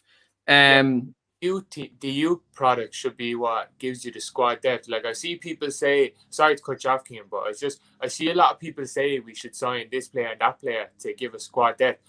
But I think you should sign first team players, and then they either replace they replace players in the 11, and then the player that's been replaced, he gives you the squad depth, or your youth players give you squad depth. You know what I mean? Like, I'm seeing us being linked with Kieran Trippier, who is a good player, to be a backup for Wan-Bissaka, but I don't get why bring on a player who's on the wrong side of 30 on relatively high wages to be a backup when you could, like, your youth players could do that job. You know what I mean? I feel like it's cheaper in the long run, and you can just put more money towards improving the first 11 by buying better players. Do you know what I mean? Yeah, big Ron, mate. We are back. I'll probably say it's my fault just to let everyone know with the live chat. I don't know what I pressed, but something went wrong. But live chat is back, guys. Don't forget, get your comments in. I've just seen that comment from James Bellew. Can we all have a whip round for Jamie to get him a proper drink? What's wrong with Iron Brew? Like, get it up, you James. I'm joking. Oh, love it. That's a huge can of Iron Brew. What's going on there, Jamie? Mate, like, listen, I'll tell you a quick story, and this one's for you, James. I hope you're still listening, James Bellew. As long as you're not related to Tony Bellew, I can give you a bit of stick. I'm joking. Yeah, but my hometown is like famous for Iron Brew. We've got like 85% of our population are all Scottish, so we all love this stuff. So be nice, James. So my local football team actually sings a song about Iron Brew. That's how much we enjoy it. So this one's for you, James boy. I can remember the advert, mate. The Iron Brew 32 advert. It was all in Scottish. I remember it. Iron Brew 32. God, man. Oh, I mean, second half's not really. It's not got alive yet, has it? Really? I mean, Wolves with a bit of the ball, but nothing really to worry us. Some idiot Wolves fans with tops off in the crowds. Yep, you'd get that in that part of the world. Believe me, I've been to Wolves many a times. That is one of them. Put the top back on, mate. Seriously.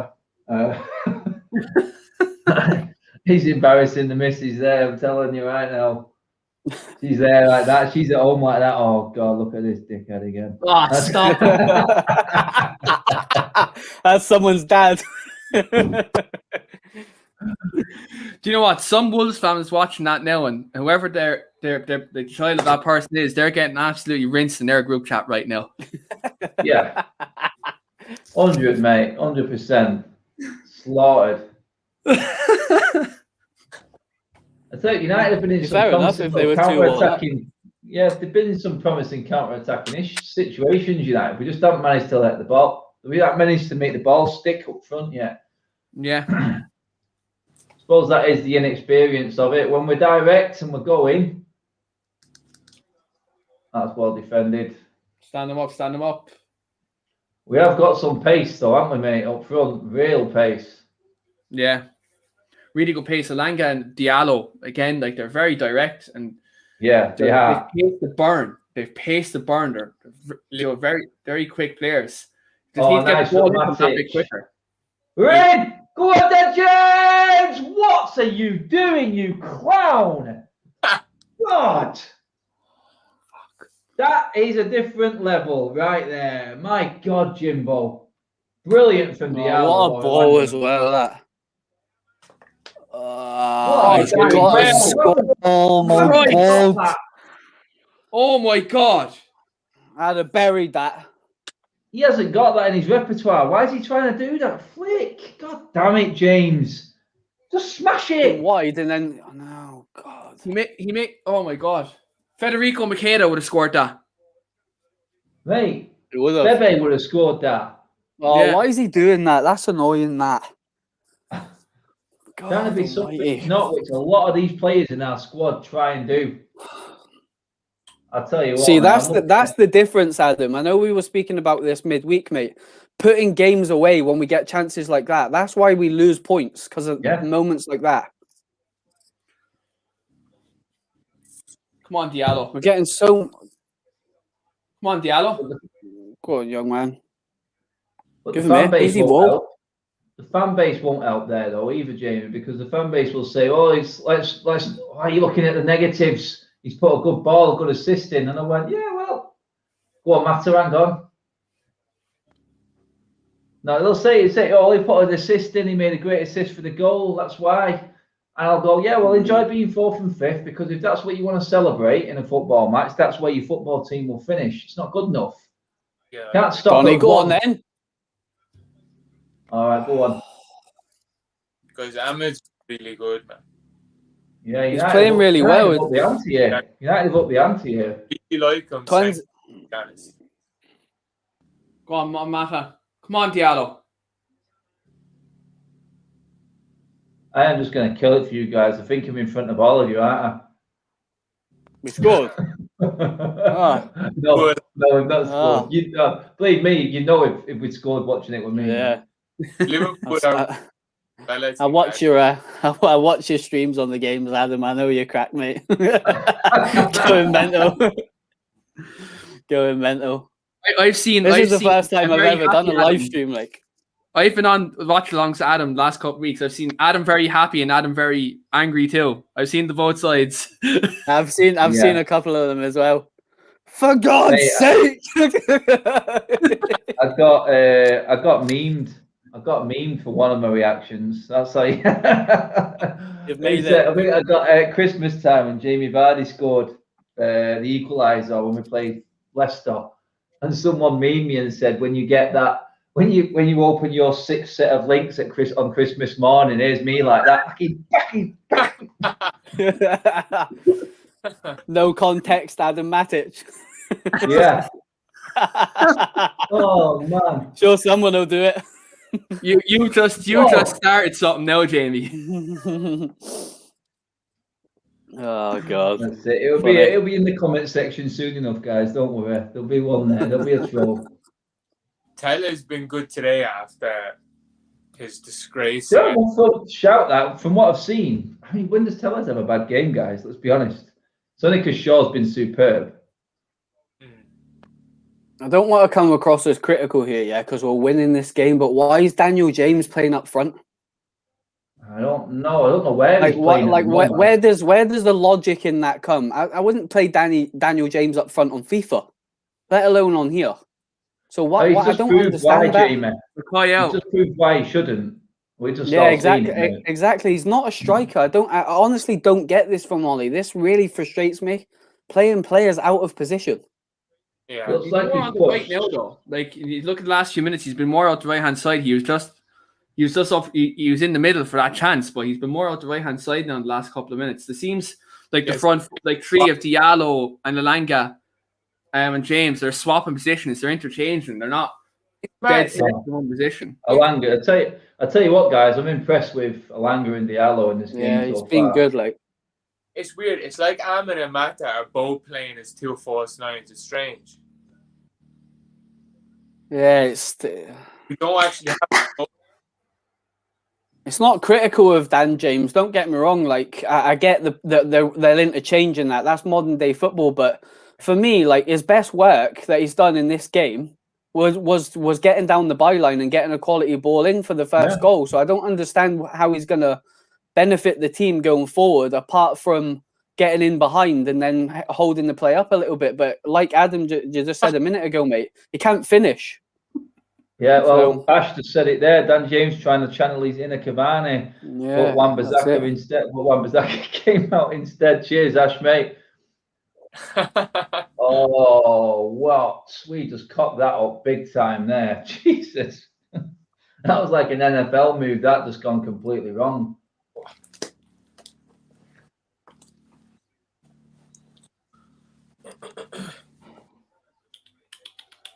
That was horrible. All right. That was absolutely Just horrible. seen that now. That's minging that.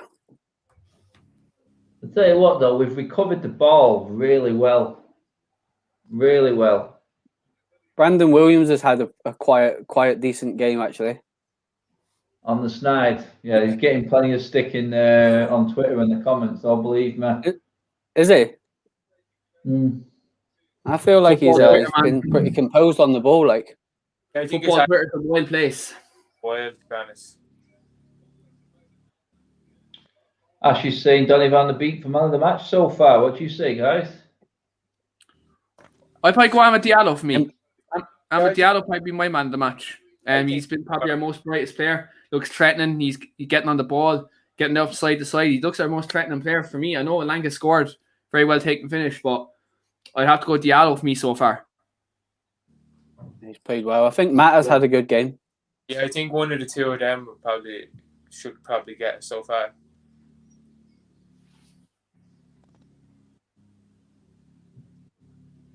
Mm. Man, I really wish we had a younger version. I really wish we had a younger version of Matic.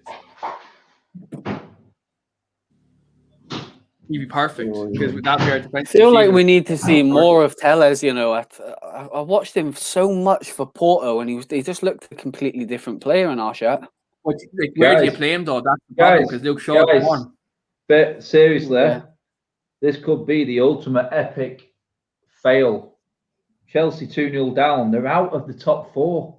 Leicester are in the top four. Chelsea are 2 down. If it stays as it is, Tuchel is out of the Champions League unless he beats City.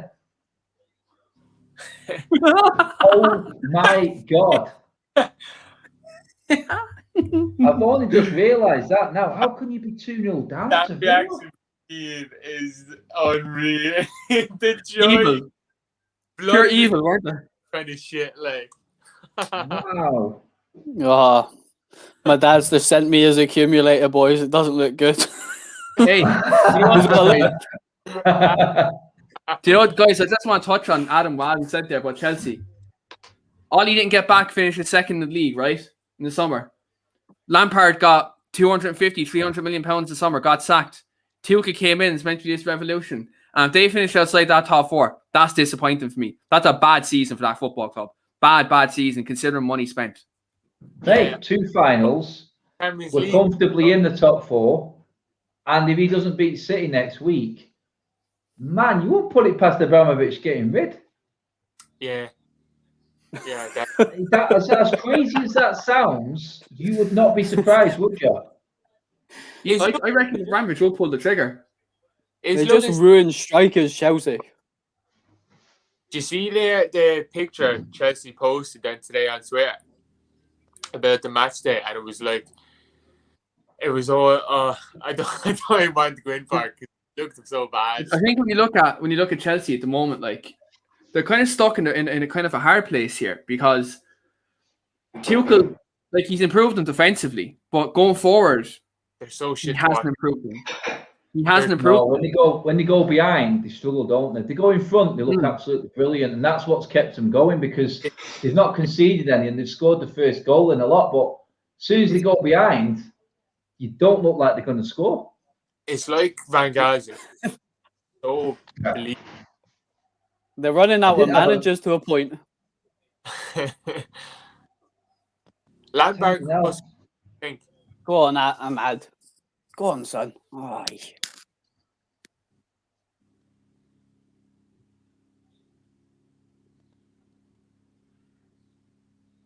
Just saying to all the Chelsea fans now, guys. Finish outside top 4. You think you're getting Declan Rice ahead of us? In the words of Roy Keane, do me a favour. Chelsea right now. I'm telling you, Chelsea have got some players for the grab. If this goes Pete Tong, Chelsea have got some players for the grab here, I'm telling you. Chelsea will be looking to try and keep hold of what they've got. I mean, They don't get They've been linked with Sancho as well, haven't they? Yeah. Bye. Nice to say he won't be going there. They ain't getting him. I think he'll go to United, and if we just pay up, we'll get him. I think he picked United over Chelsea last year as well. Do you know what I mean? And United have been better than they were last year, so I don't know why he'd go back on that now. How many players back on the right?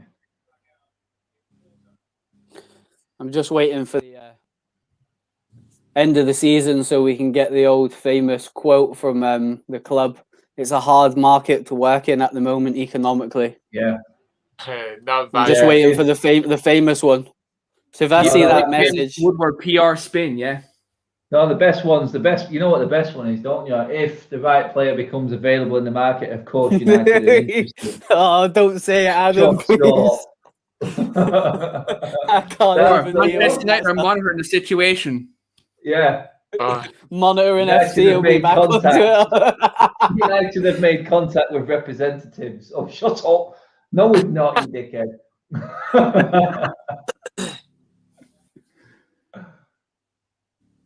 I tell you what I have been happy with. I mean, I know it's not the best forward line in the world, but the defence has coped quite well from what I've watched here so far. If Maguire doesn't play, who do you play as centre back, guys? Beside Lindelof? I go by, to be honest. It's going to be Bayer. Yeah. It is going to be Bayer, and he's going to go all out experience. It's his old club as well. I don't know if that plays a part in it, but I just don't think Zabi's played enough football over the course of the season to no. in the 11 for a final. Like, he's a bit. Matt has moved the ball around really well today. Yeah, he's just not got that pace to last game after game. He's after a quality footballer, isn't he? Do you know what though? Juan Mata, 5-a-side AstroTurf, but he'd be the best player on the pitch by far. Oh, he'd ball, wouldn't he? Yeah, my God, he'd be sick. That's it. You tell him to stay in the centre circle all game. He's fantastic. Yeah. As soon as you tell him to put the foot down and actually chase back or run forward onto a through ball, forget it. Concrete appears in the boots, doesn't it? He's just not got that. He's not got the legs. I feel like he would have prolonged his career a little more and maybe played a bit of a deeper central role if he could tackle, but he's not great in the tackle either, is he? I feel like if he had more in his legs, he could have aged and become a really good centre mid, like the way David Silva did. Yeah, you know, like more of a deeper position where he's gonna, like what Adam just said there, somebody that just sort of plays just in front of that back two, and just gives the ball nice and simply to start the attacks up. He just doesn't have the tackling ability. Yeah, David Silva was always the number 10, and then when Pep came in, and they're probably taking some narcotics, I feel like, that City team, and all of his shot, he had this like really good engine and this stamina, and he was able to play in midfield. But I don't think Mata has that about. Ben Chilwell, that's going for Chelsea. Oh, did he?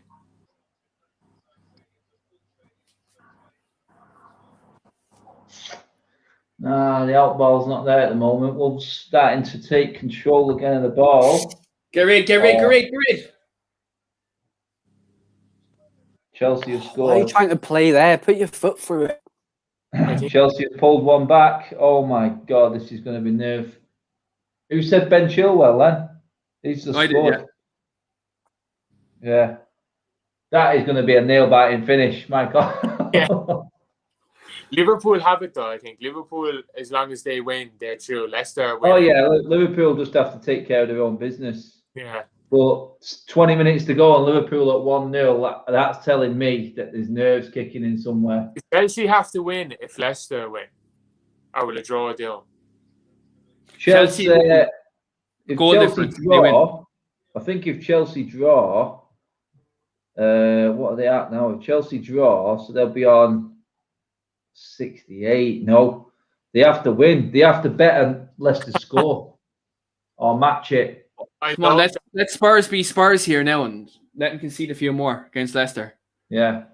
I love. Tell you what, Drama. Christian Benteke nods and puts the Scousers into the Europa League. I'll crack open another can of iron brew. Yeah, that's it. He dropped a spot of the old Russian stuff in there as well, people. That's it. Timbo, how's it going, mate? Bank holiday over in Canada. Smashing spiked iced teas at the Gary's, watching all these tricky reds. Nice one, Tim, mate. Tim, let me know if you want to jump on as well, mate, at any point, mate. I'll send you the link. We're going to carry this stream on, guys, and just do a bit of a general chit-chat as well after the game. Totally break it down, chilled out. I'll probably have to get a bit more wine, to be honest.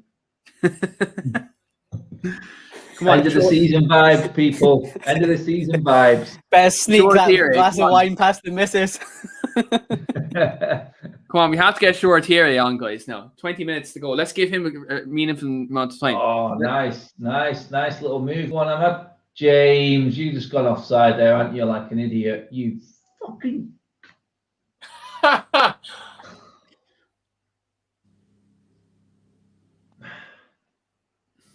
Oh, he's moved the ball really well, Ahmad, today. Yes. James, what's he doing there, man? There's no reason why a player with James's pace should ever get caught offside. He's so frustrating to watch, ain't he, sometimes, honestly. I tell you what, if United were 3-0 down now, Ollie would have already put the kids on and made changes. He's clinging on to the result there, I think, just to go into that final. He can't go Unbeaten into away that from home. mindset, though. Like, we still have that unbeaten record. I think that's why he wants to cling on. Oh my god. Oh, 2-0 Liverpool. Liverpool are in. It's up to Chelsea and Leicester. No Van Dijk and Thursday night, sadly. It's Mounty holiday in Canada, says Alien. Man, he's not done anything for weeks, has he? Oh, he's been shit this Oh. year. Yeah, he has been really poor, isn't he? Funny Yeah. old season for him. I really rate him as well. I think he's fantastic when he's on his day. Yeah, I agree. Yeah, Oh, I agree. A Zayn, big rock remember around here. Zayn, Where is yeah. Zayn? Where's Zayn today? I missed his. Tell you what, we're gonna Zayn concede blew a up stupid goal here. Yeah, he needs to make a change, man. We're just kind of after falling into a lull, I think, the last 10 Yeah, minutes. we're floating, aren't we? Amad Diallo, man. Amad Diallo. He's played well done there. absolutely fantastic. That's a disgusting challenge, by the way. Oh, Amad Diallo. no. Well fucking done there. Diallo might be the best player in the world, I think. Chelsea are back in. Chelsea are back in the top four. Are they? They scored. Leicester have conceded. Ah, 2-2. Chelsea scored, did they? No, Tottenham scored. So Leicester are only drawing. Shit. Only Chelsea had snide their way in by not even scoring a goal. Yeah, Oh my god. they failing upwards. But Leicester deserve this. If they leave Spurs beaten after the season Spurs have had, they deserve it. Guys, Yeah. right now, Arsenal are ahead of Spurs, and Arsenal are going into the Europa League, B League, whatever it is. the conference. Oh, The UEFA Conference. Arsenal are going into the UEFA Conference right now as it stands. They're actually ahead of Spurs. oh man. Jose Mourinho. Anyone checked on Steve? Oh, Oh, stop. Do you know what, though? If Arsenal get that Conference League, that keeps Arteta's job anyway. oh God, that'll be embarrassing, won't it? Guaranteed European football for Stan Kroenke. New 3-year contract for Mikel Arteta. Wolves are in. Wolves are in. Oh, Axel, well played, son. Squeaky bum time there, that was. I was clinging on to that commentary there, Adam, because I'm about 30 seconds behind. Yeah, Fabio Silva is all right. They've done well there. I mean, like Big Ron said before in the comments, this forward line of Wolves is offering absolutely nothing, is it? Is Neto not fit for them? No, he's out, isn't he? He's missing the Euros as well. Wow. He's massive miss for Portugal. He's Yeah. massive. I think he did a ligament. I'm sure he did a ligament. He had a really bad injury a few weeks ago. Daniel Pedent's not available for them either. Is he I don't injured? think so. Yeah, Is it? They've had a few. They've lost all the forwards, haven't they? he's Yeah. buried over there for that. I mean, as soon as Jota left Wolves, I knew that their season was pretty much done because he was massive. Take Yeah, Jimenez out as well, then yeah. you really are up against it. Yeah. I put him on my Twitter. I put a couple of names up that I feel that United should sign, and Jota was one of them just before he signed for Liverpool. I really rated him. I thought he's a fantastic player. Man, I can't believe Leicester are going to bottle this. Like they're after catching life with Chelsea losing, and they're not even going to do their own job. Fucking hell. Against Leicester too. Wolves are getting a little bit too much of the ball out wide for my liking here. Yeah, United are narrow. Win the second ball. You have to win the second ball, lads. Come on. You know what I'm looking at? I'm looking at United going, you can put the crosses in here because you're not gonna win any of the balls against our defenders. Yeah, and then they'll nod one in the 87th minute or something. Jamie Someone- Jamie. No. Sorry, lad. Existence. I could see United Sorry, catching them on the break here. After Keane's little prank earlier, I deserved to. Oh, it's a chance. Oh, yeah, getting a bit scrambly. James, carry on. Oh, God's sake. I really want them to change. I want to see Hannibal. Ollie, why won't you let me see my son? He's killing us, guys. He's not going to put them on. He's not putting them on. Oh, I'm so fucking angry. He's like he'll be some liar. He's coming on though. Looks like he is coming on. Is he coming on? Because I'm behind. You'll not miss him if he does come on with that hair. Yeah. I got a message straight away tagging me in the group chat saying just the word Hannibal. So people know how much I rep these 23 players. Hannibal short here. So Yeah. Let's Tell you what, though, Alien marketing, Tino. he's a full-on marketing dream, innit, with a name like that. yeah, Well, the last few minutes, I think. you can definitely. Do you know what? Like if Hannibal does make it at first team level, you just market him with the A team, can't you? Like what was your man's name in the A team? Hannibal, weren't they? Oh, he's coming on. Shoretire and Hannibal both coming on. I was Woohoo, just about to say showtime. they should both be coming on. Pub. It's got to be Daniel James, surely, coming off. Jack and Kobe coming in. Man, some of Here we go. Woo. these lads at the moment look about as young as what was in my garden partying before.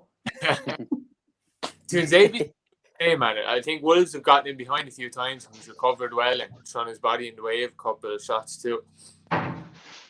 Oh, that was unlucky.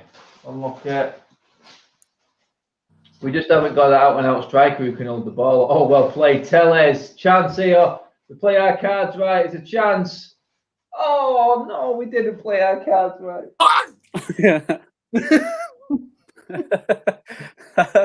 that went from 100 to 0 really quickly. That was a Roy Hodgson meme, that, wasn't it? Just let them. Let's see what. Oh, yeah. Remember the day Big Ron says. Remember the day Hannibal coming on, the best hair since Fellaini. Watch this. Yeah. Watch him take Ahmad off, Keane. Watch. Do it to me. Oh, he better not, like. He gives with one hand and he takes away with the other, man. God. I'm trying to think who he is going to bring off here. I'd Here we imagine go. for Shoretire, and I'm hoping Mata for Hannibal, but I don't think he will. Matters off. I'm going to give it a round of applause. Last game. There. Mata's been good, man. Mata and Ahmed. Shit. I told you, Keane. I told you. He'll never give you too much. Ollie out.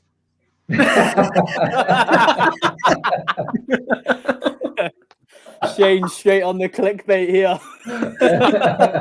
He'll be viral on Twitter. Shane, you just know that's getting taken out of context now. And on football Twitter, you are getting slated, my friend.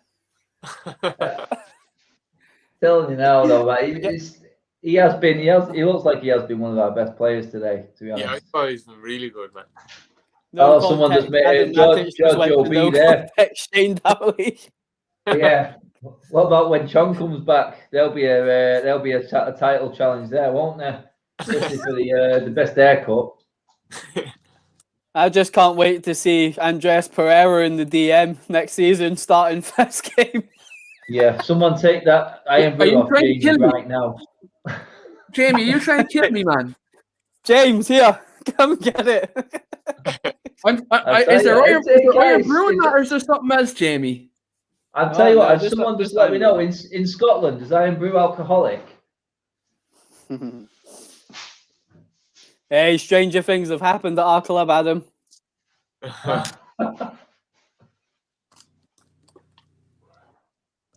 Jeez, lads, a fair hope Leicester win. I'm nervous for him. Like. Oh, what we at here now, score-wise? Wow. Chelsea are clinging. Come on, give me a short higher goal. Give me a short higher goal. Tartui's gone up front. Giorgio, Andreas and Lingy in the midfield. God. Wow, don't do that to us. That makes me sick. The fact that he called him Lingy as well. Oh, no.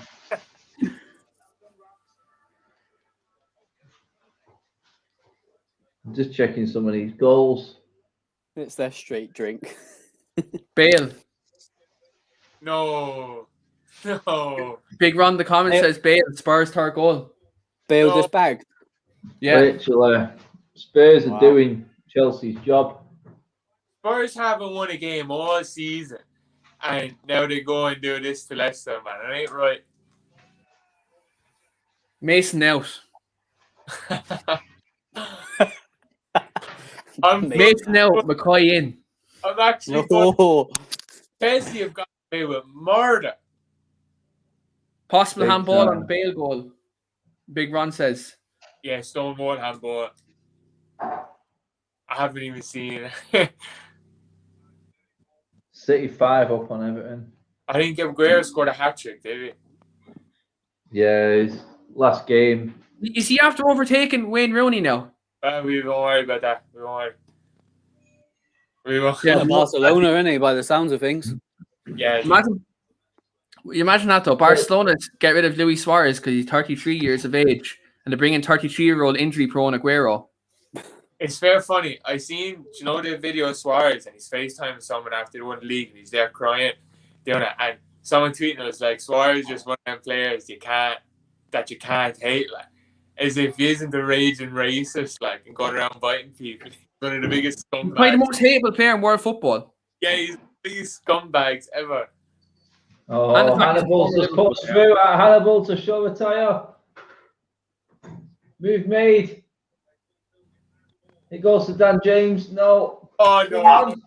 Right there. Oh, Elanga over the bar. The minute I said Dan James. When he said it went to Dan James, I was like, oh, Wolves could be in for a goal here. Yeah. Shut up. Oh, that's poor, that. He's got into some really promising positions, but just lacked that experience and killer instinct up front. That's what we've lacked today, I think. We've been great second half. I think we just kind of say Mata and Matic in the middle just kind of ran out of legs, and we haven't been able to get a goal in the game. But the first we had a shot on target, haven't we? Yeah, the first half we were good, and I do think some of the young players have done well. We have got some serious hair on this pitch right now.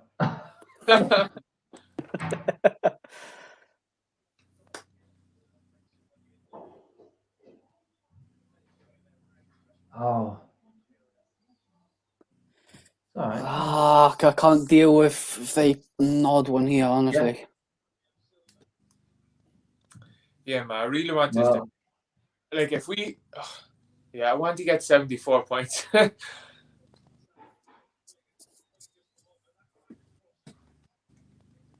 74 points looks like you've made top 4 easily, doesn't it? Yeah.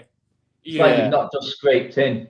You've comfortably finish second, like, if we get to 74, you know. Yeah, that's it. It just looks like you've had one of them comfy seasons. You were never in the mix for missing out. It was just one of them.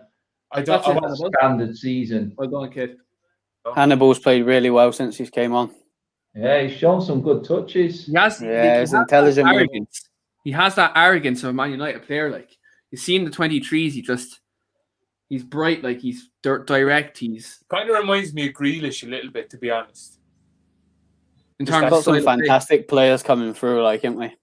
Yeah. Well, Williams has had a pretty poor second half, from what I've seen. I think the academy's in the best shape it's been in like a decade. He is, yeah, definitely is. Definitely is. But has really put a lot of stuff in place for it to do well. Williams has been awful since I said he was playing well. Yeah, he has, mate. Told you. This is what I'm saying with Kai out, man. This is what I'm saying with Kai out. Last show for me, Adam. Sorry about it. Hey, I'm clinging on here. This is going to be Keane's first winning four on a watch along, so I'm clinging on for him. Keane win. Keane's actually won with no first teamers in the team. Telling you, it's the way to go forward, man. Arsenal Arsenal have won. Newcastle have won. Let's see. Leeds are cruising. Liverpool have done. City have smashed it. Sheffield United, those Wolves. West Ham have crushed Southampton. Been a bit of an anticlimax in the end. Yeah. Williams not going to shut up about getting in the Europa B League. No, I think what's that happened? What did Leicester's the score? Yeah, I think so. Let's go! Let's go! We still need Villa to do something though. Offside, I think. I really don't have a clue. No goal in the actual. It looked like it crossed the line. Oh, it's all going off to deciding whether it actually went over the line. It's not come up. It's not flagged up. Oh, Hawkeye falling again this year. Happened with Villa. They should have been relegated last year.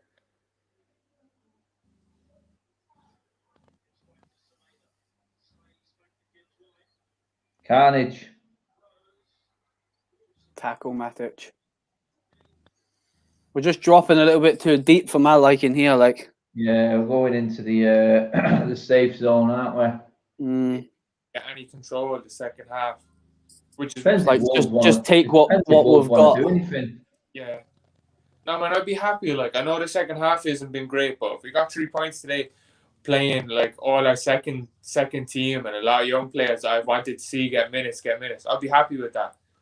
You know, especially the last few games that have been shit. Well, I don't want to jinx it, but my first live watch along is potentially a win. Jamie, no, this is mine too, Jamie. It's my first one. Is that? Yeah.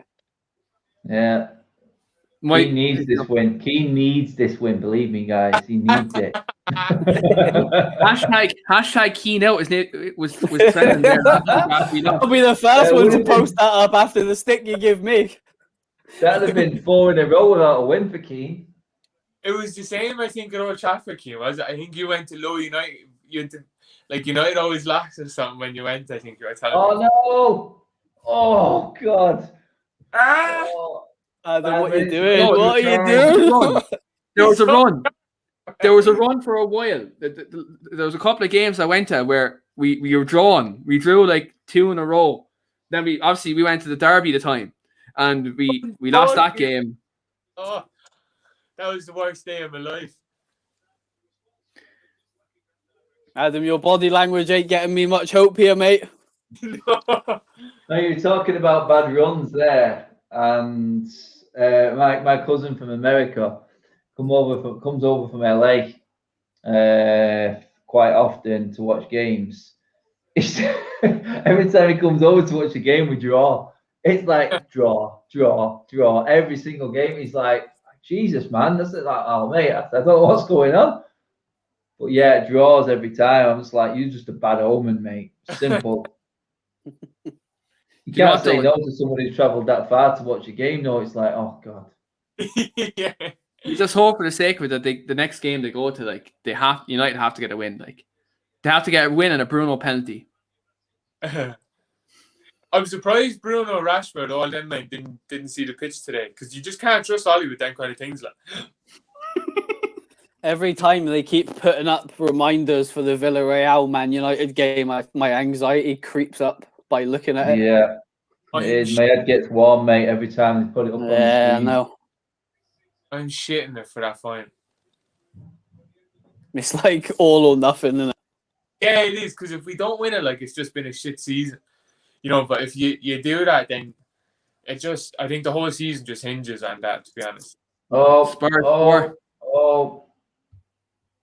What? Oh, they thought they had an handball then, Wolves. Backs to the wall stuff now, isn't it? We can't get out. We're just not far enough up the pitch. Wolves have got that's not a handball. Like.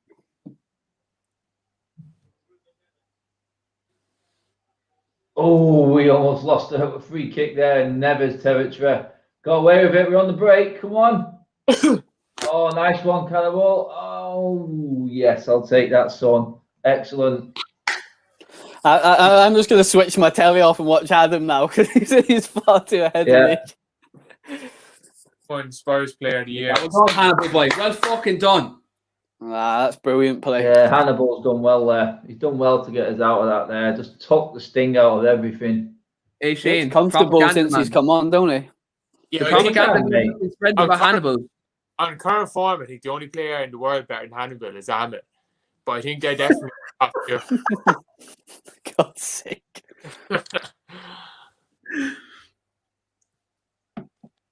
Oh, done it. Oh, come on. Someone put some muscle behind the tackle. Oh, it's only Silva. Never mind.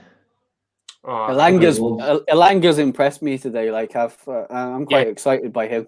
Looks like he's playing his second game, doesn't it? It looks like it is his second game because he's just got that little bit more about him. If Cavani starts ahead of him on Wednesday, I'm joking. It'd be typical Ollie to start him though, wouldn't it? It wouldn't even surprise me. If Cavani starts this game, Ollie out. That's it. He's got to go. You know you wouldn't be getting that from me, Keen. I'm obsessed with Eddie. I love it. That would have been typical if Bolly hit the top corner then, wouldn't it? Yeah, that was a company moment there, wasn't it? Leicester had done. It's happening again. It's happening Rodgers again. Leicester City. It happened again. I still think that's a good season for Leicester because I feel like apart from United, Liverpool, Chelsea and City, every other team in the country, if they win a trophy, enough for a good season. Do you know what I mean? I think they're the only teams that you can't just like win a trophy. You need to get top four as well. You need more. But I think if you offer Leicester to start season, the FA Cup fifth, they'd be delighted. Will Fish get the game? It's just they were in there that long. It's hard to take in. It's like us when we were top of the league. Yeah, it's the manner the way they've missed out. It's kind of sick, especially 2 years in a row. Like, Leicester fans would have took Europa League football and an FA Cup win all day long if you offered them it at the start of the season. I know a Leicester fan, and he said there'll be a serious team in the Europa League next year, Leicester. I think that's one of the worst things. If they take it serious, went out as well because they should have gone deeper in that than they did. Like you see, Europa League's the new Champions League. Yeah, that's it, man. That's where the real elite football happens. Spurs in the Europa Conference next season, anyway. Elite football for a elite football club, yeah. Arsenal and Spurs are just in the mud, man. Aren't they? Like it's so, especially Arsenal. That is so bleak what's happening there. Like I swear to God, I've been watching football 40 years, and they are the worst fucking team I've ever seen in my life. Hey, there was a comparison the other day made. Do you see the comparison made? Like they're saying Elliot Smith-Rowe is on the same level as Bruno Fernandes. Do you see that comparison? Oh, shut your mouth. Yeah, I've got a better one, Keane. Someone told me, the guy that sits across from me in the office told me that he thinks Guardiola is a better manager than Ferguson. Oh. That was like, oh my God. I was like, I can't even work with you ever again. Full time, United win the last game of the season and go Adam full celebrated. season unbeaten. So Adam celebrated. Hey! Full season unbeaten away from home in the league. God, man. Yeah, that's pretty impressive to be fair. Like, The away day Invincibles. We go again. I'm getting nervous taking a glug of my Iron Brew now, just in case James is still watching. God. Absolutely unbelievable that we've managed to get through a whole season without being beaten away from home. Absolutely crazy stuff. Yeah, that is actually quite mad. Well, for Wolf since he's been there, like, innit? Yeah. It's so funny that he looks like Nathan Redmond. The meme of the two of them beside each other. So funny. He's been linked with Tottenham, Nuno isn't he? Swan Song. Nuno wanted a going away party, and all he said, "Get the fuck out the door," and slapped him 2-1. That's it. I mean, really, I don't think we could have asked for much more today, guys, for that team that we started. Yeah, I think we've done well considering the lineup at the start of the game. Really good, impressive performances there from some of the lads as well, guys. I mean, it was pressure on there. Wolves fans back. Poor record at Molineux. Nuno's last game. United second string. To carry on that winning run, beat them as well. 74 points for the season, boys. Second in the league. There's only one thing that matters now, and that's Wednesday night. Yeah. Wednesday night. Guys, in the comment section, let me know what you think. We're carrying the stream on. We're just going to go straight into the podcast here. I'm just checking. All the other results are null and done. It's just a boring end. After all that, guys, top four is the big four. And that's you know what? West Ham were sneaking. Leicester were trying. But again, it's come down to the big four again, same as it was last season, just different positions. Yeah, like I think you look at the top four at the minute, like more or less the same as last season. Obviously, look, City won the league bit convincingly towards the end. United again made improvements on last year. The 74 points off 66 last year. I think you look at that, that's an improvement. The Europa League final on the horizon. Very good to see. Yeah. And again, Chelsea getting to the top four by the skin of their teeth almost. With after spending 250 to 300 million. So we look at United, it's good progress for us. And Liverpool and Chelsea get in by the skin of their teeth. So I think from our perspective, it's good. I'm going to actually have to jump off just because the missus is heading away. So I'll have to take the time. You shoot, Jay. No worries, mate. Thank you for having me on, lads. I enjoyed it a lot. So no worries, mate. Have a good one, pal. Enjoy the rest of the weekend, mate. Oh, look at them ugly mugs up close and personal. Let's get that back out of there. Right, results are in. So, in terms of important results, the Leicester one was a bad one. You're 2 minutes, Adam. I'm just going to pop to the toilet, buddy. Yeah, go for it, mate. Liverpool 2-0. They're in. At the end of the day, it was a bit of an anticlimax, Keno, mate. It was just, again, same old four. Finishing in different positions, like we said, but more importantly, for us, it was a comfortable end to the season. And we've managed to rest a full team ready for Wednesday night, mate, now.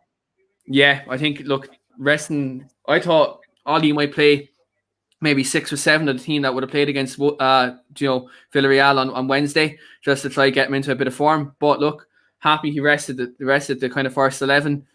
We have a fully fit, full strength team now going to Gdansk on Wednesday. Again, today's result, very good when you consider, if you've had both teams man for man, you probably would have said Wolves would have beaten us handily, but played very well. I thought the young kids, Ahmad, Doelanga, Hannibal, when he came on, Hannibal was very good. So he was very bright. And then the experienced players like Nemanja Matic, really did put a shift in today. And Donny van de Beek also showed why he could have a role in the number 8 role next season. So all in all, good way to end the season today. Unbeaten away from home, second place. All eyes now on Wednesday. Wednesday is just massive. If we win that final, and the fact we finished second, and the fact that Ollie didn't get fully back last summer, for me individually, in terms of best season post of Alex. My opinion this season would be if we get the trophy on Wednesday. And that's it, mate. I mean, then you get that win, you get the trophy in the bag, second in the league confirmed, and you're looking then towards the summer, aren't you? I mean, it's Wednesday night, we can't really look past it at the moment, but we're already looking at it going. The Euros is round the corner, Jamie, now, mate. I think a lot of players, a lot of managers, they're going to be looking, let's get the business done. Let's get everything done that we possibly can now before the Euro starts. So we're not on a mad rush, back end of the Euros into pre-season, trying to integrate new players and whatnot. Are you expecting a bit of a mad rush now? Soon as Wednesday's done, transfer window opens. Are you expecting a bit of a mad one in the transfer market? A few teams trying to get business done early? I think the intelligent teams will probably look to get that sort of. Oh, there goes United then, yeah. There goes United. Yeah. I was just about to say that. Whereas United will wait and see who's gone elsewhere, and then have a little pick at what's left. It's just typical, and I don't want to come across as negative that way. We've had an okay season, I suppose. When you look at it as a whole, we've finished second, better than last year. We're in a European final, so if we can get the win on Wednesday, which I expect us to do, then I suppose it's been a good season. But it all comes down to Wednesday for me. It's such a big game. Like, it's a must-win game, and with regards to the market, that's you get that game over with, and the planning should be in place for Man U already. They should know their targets. They should know who they want to go after. They should know who they're going to integrate into the team from the under-23s. But how many times have we said, "Oh, this should be happening," and it doesn't? So it wouldn't surprise me if we brought players in towards the end of the window. It's always the same, but as I say, maybe it's going to be a bit of a different summer. It's going to be a hard market to work in. I feel like we're going to have to be intelligent with the money we are given, and the recruitment's everything. It will tell you everything you need to know about next season. If they go into the market and they're willing to spend the money on the players, then I'll be confident enough that we can really kick on. But it's going to take a very good team, really good recruitment or not, to beat that Man City team, in my opinion, because they're only going to get better. And we were talking about it in the live stream while we were watching the game. The teams around us are going to get better, and we've stagnated for a couple of seasons, and we've finished second off of a pretty poor league. If you think about some of the results for the teams around us, particularly Liverpool. So them likes the likes of Leicester, the Chelseas, the Tottenhams, to an extent, they're going to improve next year, and we've got to improve as well in the market. Keen, mate. I think Jamie's pretty much nailed it there, mate. Are you hoping that we've got our targets in line? We know exactly who we're going for, and looking at it right now, we said it there in the game as well, Keen, mate. There's a few players there we can ship out now, who could possibly help us in this transfer market now going forward, because Ollie's got third, Ollie's got second. If he is going to get that first spot, you either sack him and bring someone in who can make players better, or you back him and you give him money to put into this squad, because we know where we lack. We know what we need. And right now I'm looking at that transfer window, and there are players out there who can definitely take us into a title challenge. Yeah, look, the club gave this spin a couple of months ago when they said they're getting a director of football in and a technical director and all this. You'd like to think the club have plans in place now to have a transfer strategy going into this summer, especially with the Euros coming up. You know, like, look, you'd like to think the club would get the business done before the Euros or just nearly at the start of the competition. Do I trust the football club to do that? No. There's a clear path to how United progress next season. You buy a centre-back, defensive midfielder, and right winger. You address them three key areas in the team. You get the spine of the team is sorted, balance of the team is sorted, and allows Ollie to play the formation he played when he first came in that got him the job, which was 4-3-3 and attacking football. So this one needs to happen. We need player sales need to happen, like some Mata, like some Matic, Jesse Lingard, players like that who probably don't have a place in that first 11 next year. Get rid of them. You know, Andres Pereira, Phil Jones, list goes on. Get rid of all them players, raise funds, and look, the club has money. The money is theirs. Whether these parasites will spend it and actually, go out and actually help us become a competitive team again. Because at the end of the day, the foundations have been set in the last 2 years in terms of progression. Like third, second, Deadwood's, a large majority of the Deadwood's been cleared out in that time as well.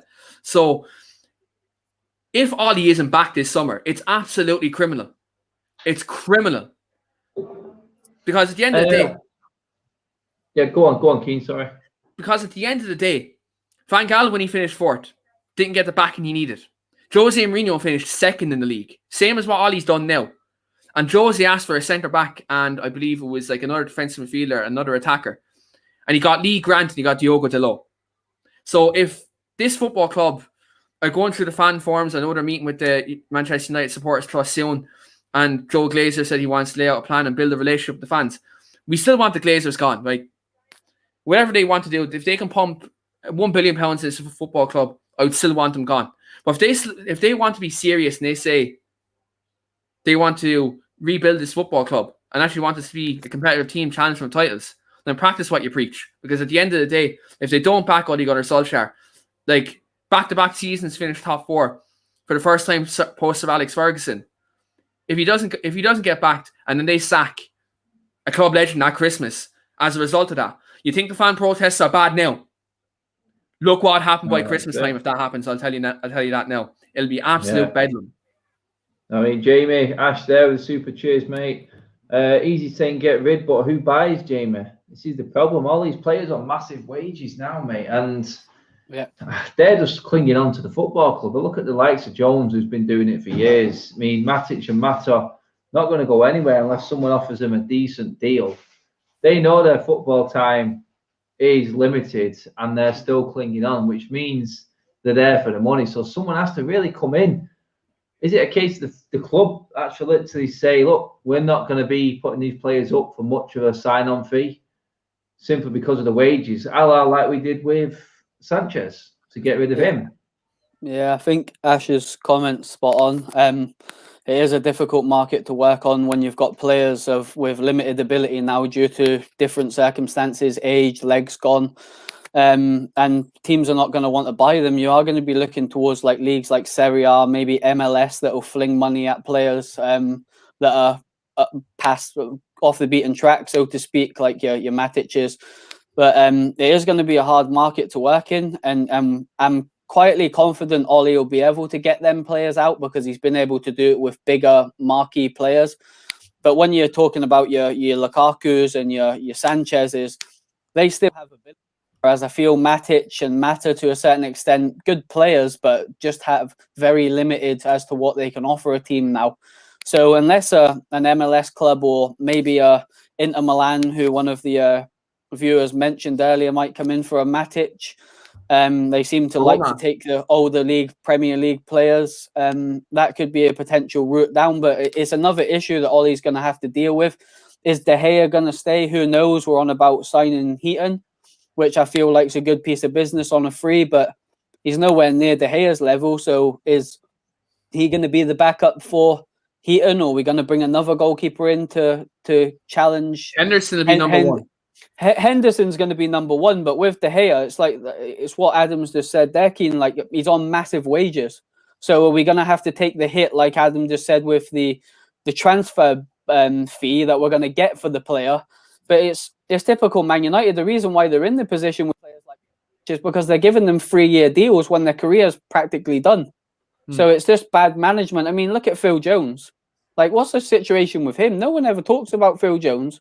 Never plays football, but it's on like 100-odd grand a week. He must be living the dream. He's had a full season off, mate. It's terrible. Like, it's terrible mismanagement of the club, you know? Like, I know we don't like the owners and all of that, but it's stupid little decisions like this that you think, who's logically thinking about that with their brain? Because that's not a logical decision, you know? And we kick ourselves in the foot with doing stupid things like that. It's like Loyalty FC. It has to stop if you want to get back to the level of the Manchester Cities and challenging for titles. We can't keep holding these players that are not at the level no more. It can't happen. The Lingards, the Pereiras, they've got to go.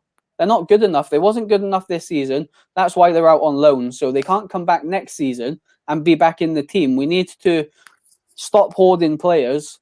I feel like I'm on a rant now, so I'm going to stop talking. But we shoot ourselves in the foot with giving players contracts when they've done nothing to deserve them.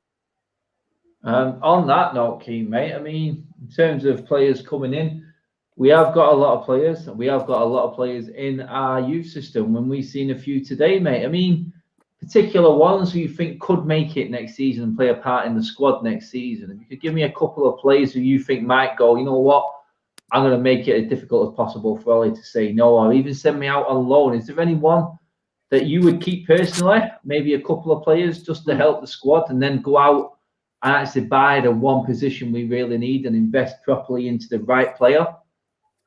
I think you look at, like, if you're talking about some of the new players, I think the couple that we've seen today, I think Amad Diallo, look, I know he's bought this season. He was absolutely outstanding. He played on the right today, played in the false line, played in the left. He's very versatile in that way. He can definitely provide cover and them attacking positions next year, especially the fact Rashford's going to be going to Euros. He's going to be tired. He may need a rest at the start of the season. Diallo's come in this season, and when he's came in, he's looked bright. He looks like he can do a job. Hannibal came in today at number 10, and he looked like a breath of fresh air. And he's been a class player at under 23 level. He's been really, really good. And he's someone, again, who can play across that front four. So, again, he's someone who can come in and maybe provide that extra little cover in attack. Short here, he's a good player. But, again, physically, next season, I think he may need another season in the under 23s to kind of, gain that bit of extra experience. But one player who isn't in the 23s at the moment, but he was on loan this year and could come back in, is James Garner in central midfield. And played really well with Forest this season. And if United don't get a defensive midfield player, James Garner has to be used ahead of either one of McTominay and Fred next year, because he can actually pass the ball, and he's a very good defensive midfield player. So they're three players who I think could make a difference to the squad next season and could definitely provide, some competition for places. So I think with Fred and McTominay in central midfield, we don't have a natural ball-playing defensive midfield player, whereas with Garner, you have that. Now, maybe, look, the jury's out. I think he probably would need another year out on loan, maybe even the Brighton next season, or someone that level in the Premiership to kind of give him Premier League experience. But if United don't get a defensive midfielder, they need to keep him at the club. Because on that note, you've both mentioned a couple of players there, you especially there, Keen, mate. So if this summer, I'll come to you first on this, Jamie, mate. If this summer, United, looking at the squad we've got right now and the players we've got, including youth and the second string players, could only buy one player, who would that player be? And tell me why you think it would be that player in that position, because of what else we've got in the squad to cover the other positions that we really need. Like Keane just said then, with Garner in central midfield, for instance. I mean, why would you buy this particular player, go all out on this one top-class player? Why for that position, including why, because of the squad we've got and the players that we've got to come in to the other positions we know we need. I mean, I'll bring in centre-back, CDM, right wing, striker into all of that equation, Jamie, mate. I mean, you could buy one and you knew it was only going to be one and it was elite level. And there are players we know available in all positions we need right now. Who would it be, mate? Who's your one? And tell me why you think we've got cover in the other positions and who is that cover? Do you want as in a name for who I would sign? Yeah, the one man. Right, You've got to buy one man this summer. You're going to blow your budget on the best of the best. Yeah. Why him? And in that, because the players that we have got right now, like the younger players, you could probably cover the other positions more in terms of the quality we've got in reserve and in the youth team. If it was up to me, I'd go all out. If we only could buy one player, what you're saying there, Adam, I would go all out for Declan Rice. Him or Ndidi, but I don't think Ndidi's buyable. So I'll stick with Declan Rice for conversational reasons, because I think it's a realistic buy. The reason why, I feel like, although centre back is an issue, I feel like with Maguire coming back in, Bailey's just got a new contract. Twanzebe's more than adequate to play in the lesser games if we need him to. And I feel like they're not going to buy a centre back this summer purely for that new contract for Bailey. If they're looking to move him on, then maybe look to maybe get Axel out on loan. I'd feel like we would go in for a centre half. I know Romano's obviously said we are in for a centre half, so he obviously knows a lot on that transfer front. But let's just keep it based on what you've asked me. I feel like, and I said it midweek as well to you, mate, didn't I? That I feel like we need to play a more progressive midfield of a three with just one sitting player instead of two. And I feel like Declan Rice's experience at international level, he's a Premier League proven player.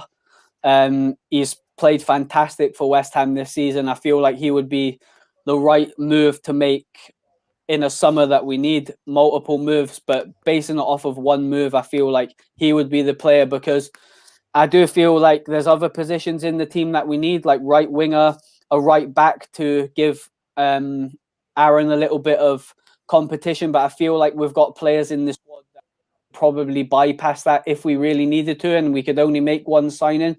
With playing Mason out on the right, maybe Ethan Laird could be an option at right back. So for me, it has to be a defensive midfielder. That is the key position that we haven't filled for a lot of years since Michael Carrick. We've tried with players like Fred, and we obviously play McTominay, but they're not at the level to allow us to play that one defensive midfielder. So for me, it's an absolute must. Yeah, I mean, Keane, who would your choice be, mate? I'm in absolute agreement with Jamie. Declan Rice for me is the absolute first choice signing for me this summer. Like, when you look at Declan Rice, the reason why United concede so many goals, right, when we play out from the back, is because McTominay and Fred don't have the ability to take the ball from the defense on the half turn and confidence, and they don't have the technical ability to do that to help get us up the pitch.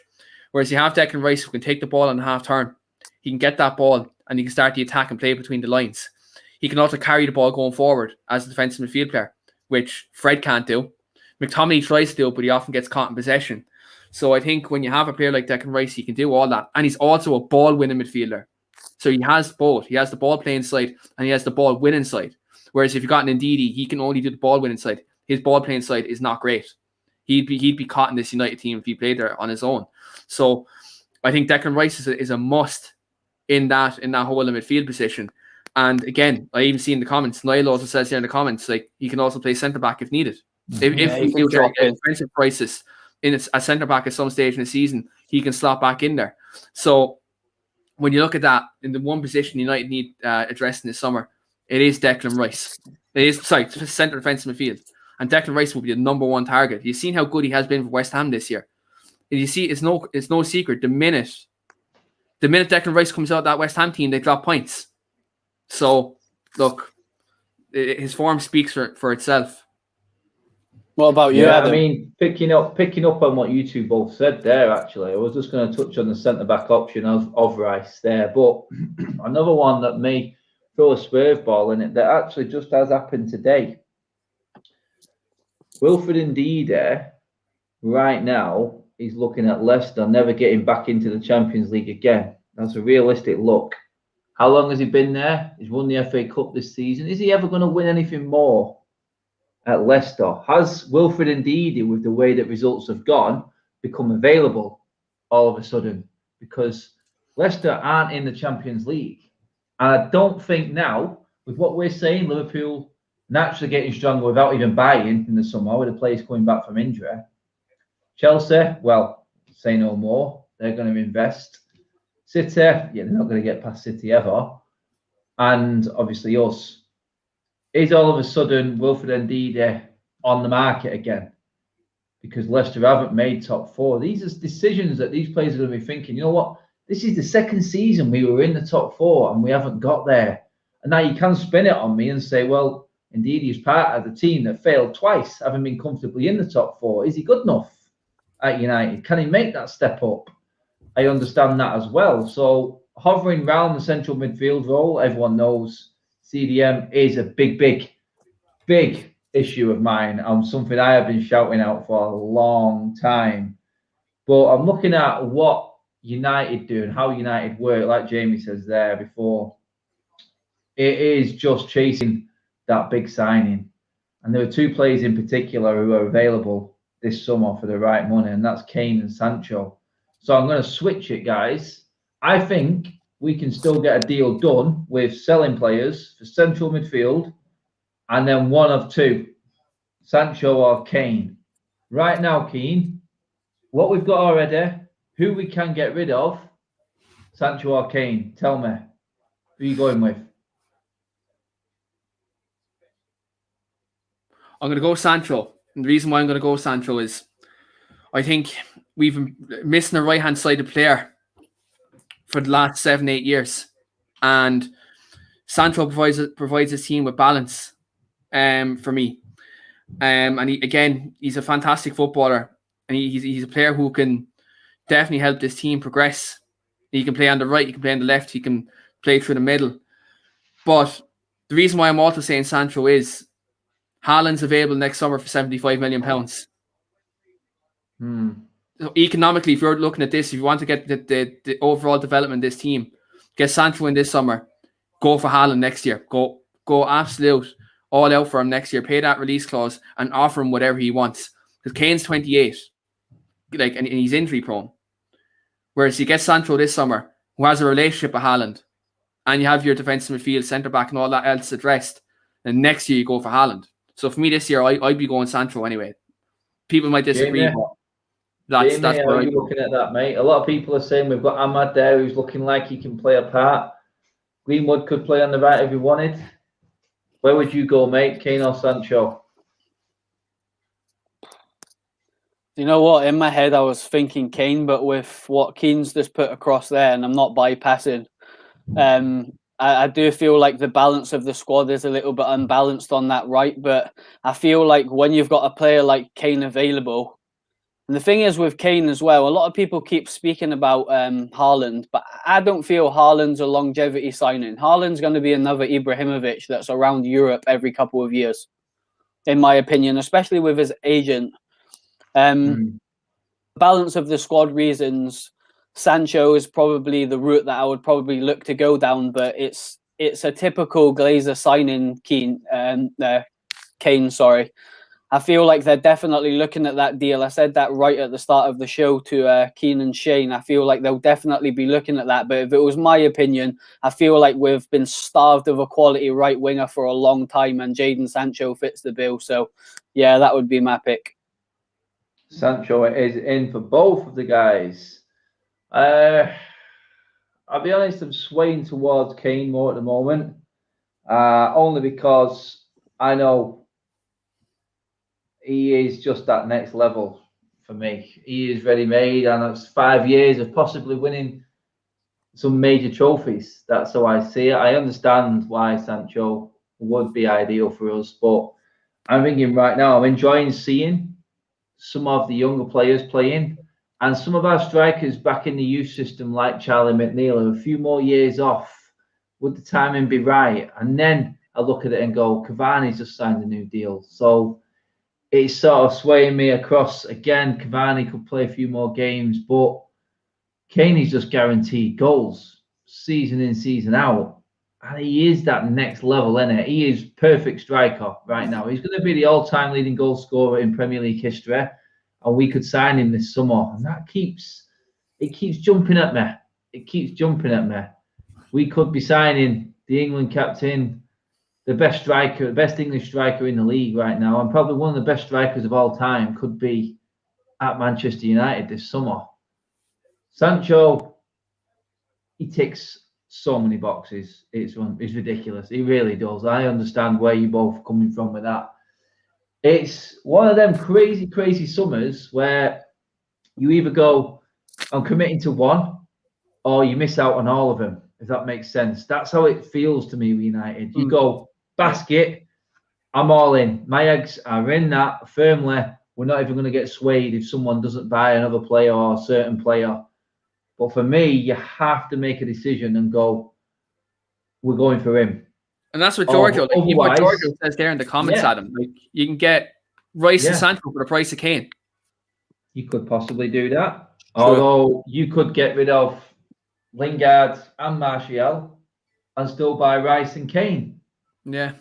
It's, you know what I mean? We don't know how much money the Glazers have got. We don't know how much money they're going to put in. Sensible option for me right now is I think you've got change if you go for Declan Rice. I think you can go and get another centre-back if you went and got Declan Rice. You may miss out on the big guns up top. You may miss out on them. But with what I've seen from Ahmad today, Greenwood coming in, Martial to come back, McNeil, Hugo coming through forwards, Cavani signing a deal, there's always that possibility that, you know what, maybe if we stabilise, and I'll get another opinion on this right now, in my man Saeed, he's in the house, people. All right, mate. Saeed, we're just discussing, mate, our summer transfer window. But first of all, mate, I mean, kids did all right today, mate. Listen, the kids did all right, man. Special mention to Majebri. I'll tell you what, man, he's an unbelievable player. I think he's going to be quality.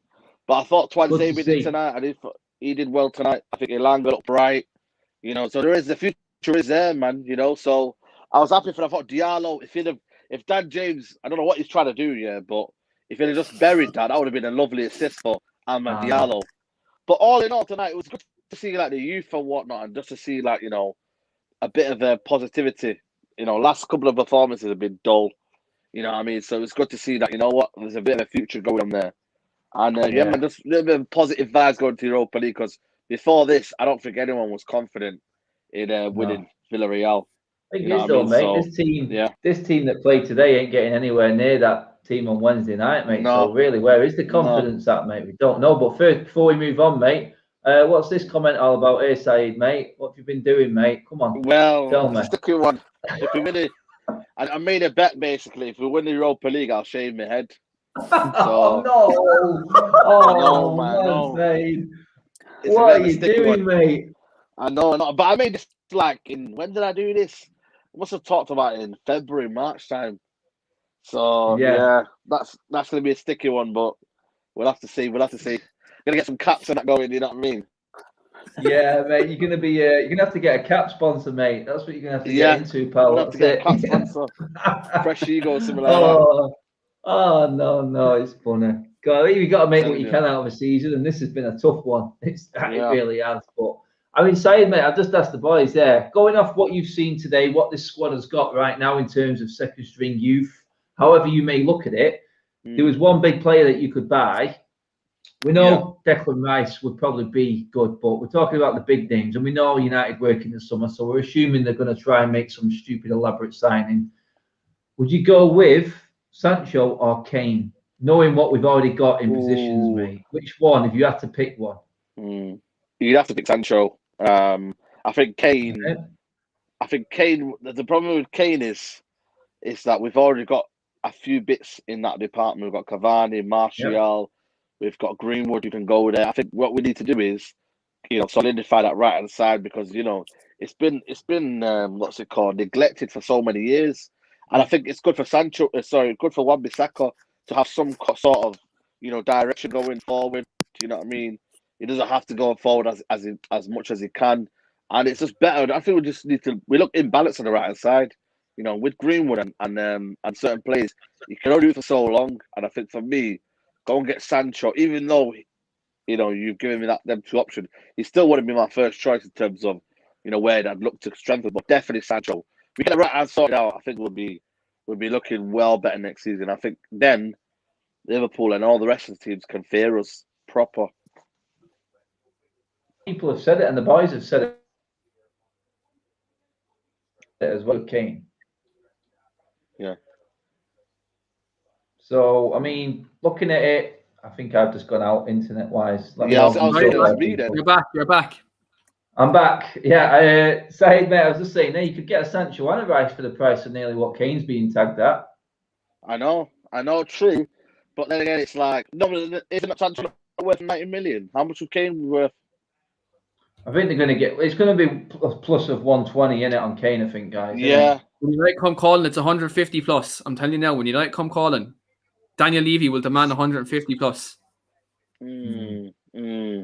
Yeah, that's interesting to see if Tottenham are willing to listen to us to put players in the deal as well. Like, for example, Jesse, if they're interested in someone like that, they are going to be in a rebuilding job themselves. So I feel like if they could potentially bring some players in with a little bit of quality, if we've got players there that they think that might be beneficial to that deal, they might look at that and take the money as well and try and rebuild that way, because they ain't going to be at that level next year. They're not going to be pushing for Champions League next year. They're in a rebuilding phase. So I think that's probably an option as well. I don't know if there's players that they would want. I'm presuming Lingard would probably play for a rebuilt Tottenham, but it's still going to cost upwards of 80 million plus players. I mean, looking at that though, Jamie, you got to look at it there. Tottenham in the UEFA Conference, West Ham in the Europa League. West Ham have got a bit more to offer than Spurs right now. Yeah, I feel like United would be daft if they wasn't looking at potentially giving Jesse in the deal for Rice. I feel like that's a sensible move to do. Glazers will be up for that if they can take a couple of £1 million off of the price tag for Declan Rice and give them a player. I feel like, for a personal note, it would be a good move for Lingard as well, going to play Europa League football. He's obviously played quite a lot of European football for Man United. Good step for him. I don't see why you would want to not maybe stay at West Ham, to be honest with you. He's not got a future at Man United, in my opinion. I don't know what you guys think. I feel like he's one that does need to go, although he's been a breath of fresh air watching him for West Ham. But United need to be sensible in the market, and I feel like if they use their head, which they don't usually do, they can add players in. Is Marshall another one that's going to go? I see a comment at the bottom there. Is that a player we could potentially put in a deal for Kane if we wanted to add a player like that in? I think Tottenham would be interested in Marshall and Lingard. So it's a very interesting window. Very interesting, mate. I mean, Keane, loanees coming back, players still there who need to be shipped out, like the likes of Lingard, Matic possibly as well. In terms of the area where we know we're hoping to ship players out, and I'm talking about that midfield area there, does it all sort of point in that one direction of a Declan Rice? Yeah, it really does. And like you look at like Matic is a player needs shipping. Like McFred aren't good enough this year. We all four of us here have been on this show. McFred are just not good enough if we want to progress the challenge. Said loves McFred. Said loves McFred. I don't know what you're talking about, mate. No, never. Not me. Not anyone, mate. Not anyone, mate. Like you look at that, right? McFred not good enough. I think the trajectory of this midfield in this transfer window is you get Rice, you send Garner out on loan this year. I think James Garner's done fantastically well with Nottingham Forest this year. Give him a loan deal in the Premier League next season to a Norwich City that play good football, or Brighton, or someone like that who can play expansive, to give him great experience. And then, well, that's unbelievable. Fair play to you, Samson. That's absolutely fair play. That's absolutely class. But yeah, all roads lead to Declan Rice, because Andreas Pereira, that's another player that needs to be gone. Like Lazio had an option for 27 million to buy him this summer. They're not their right mind. They're not going to take that. No hope in hell. So that's another player we need to get off the books. You obviously have your likes of Phil Jones and stuff like that. I don't know how we're going to get him off the books after him been off for a year. So look, there's players like Pereira, Lingard, Matic, Mata.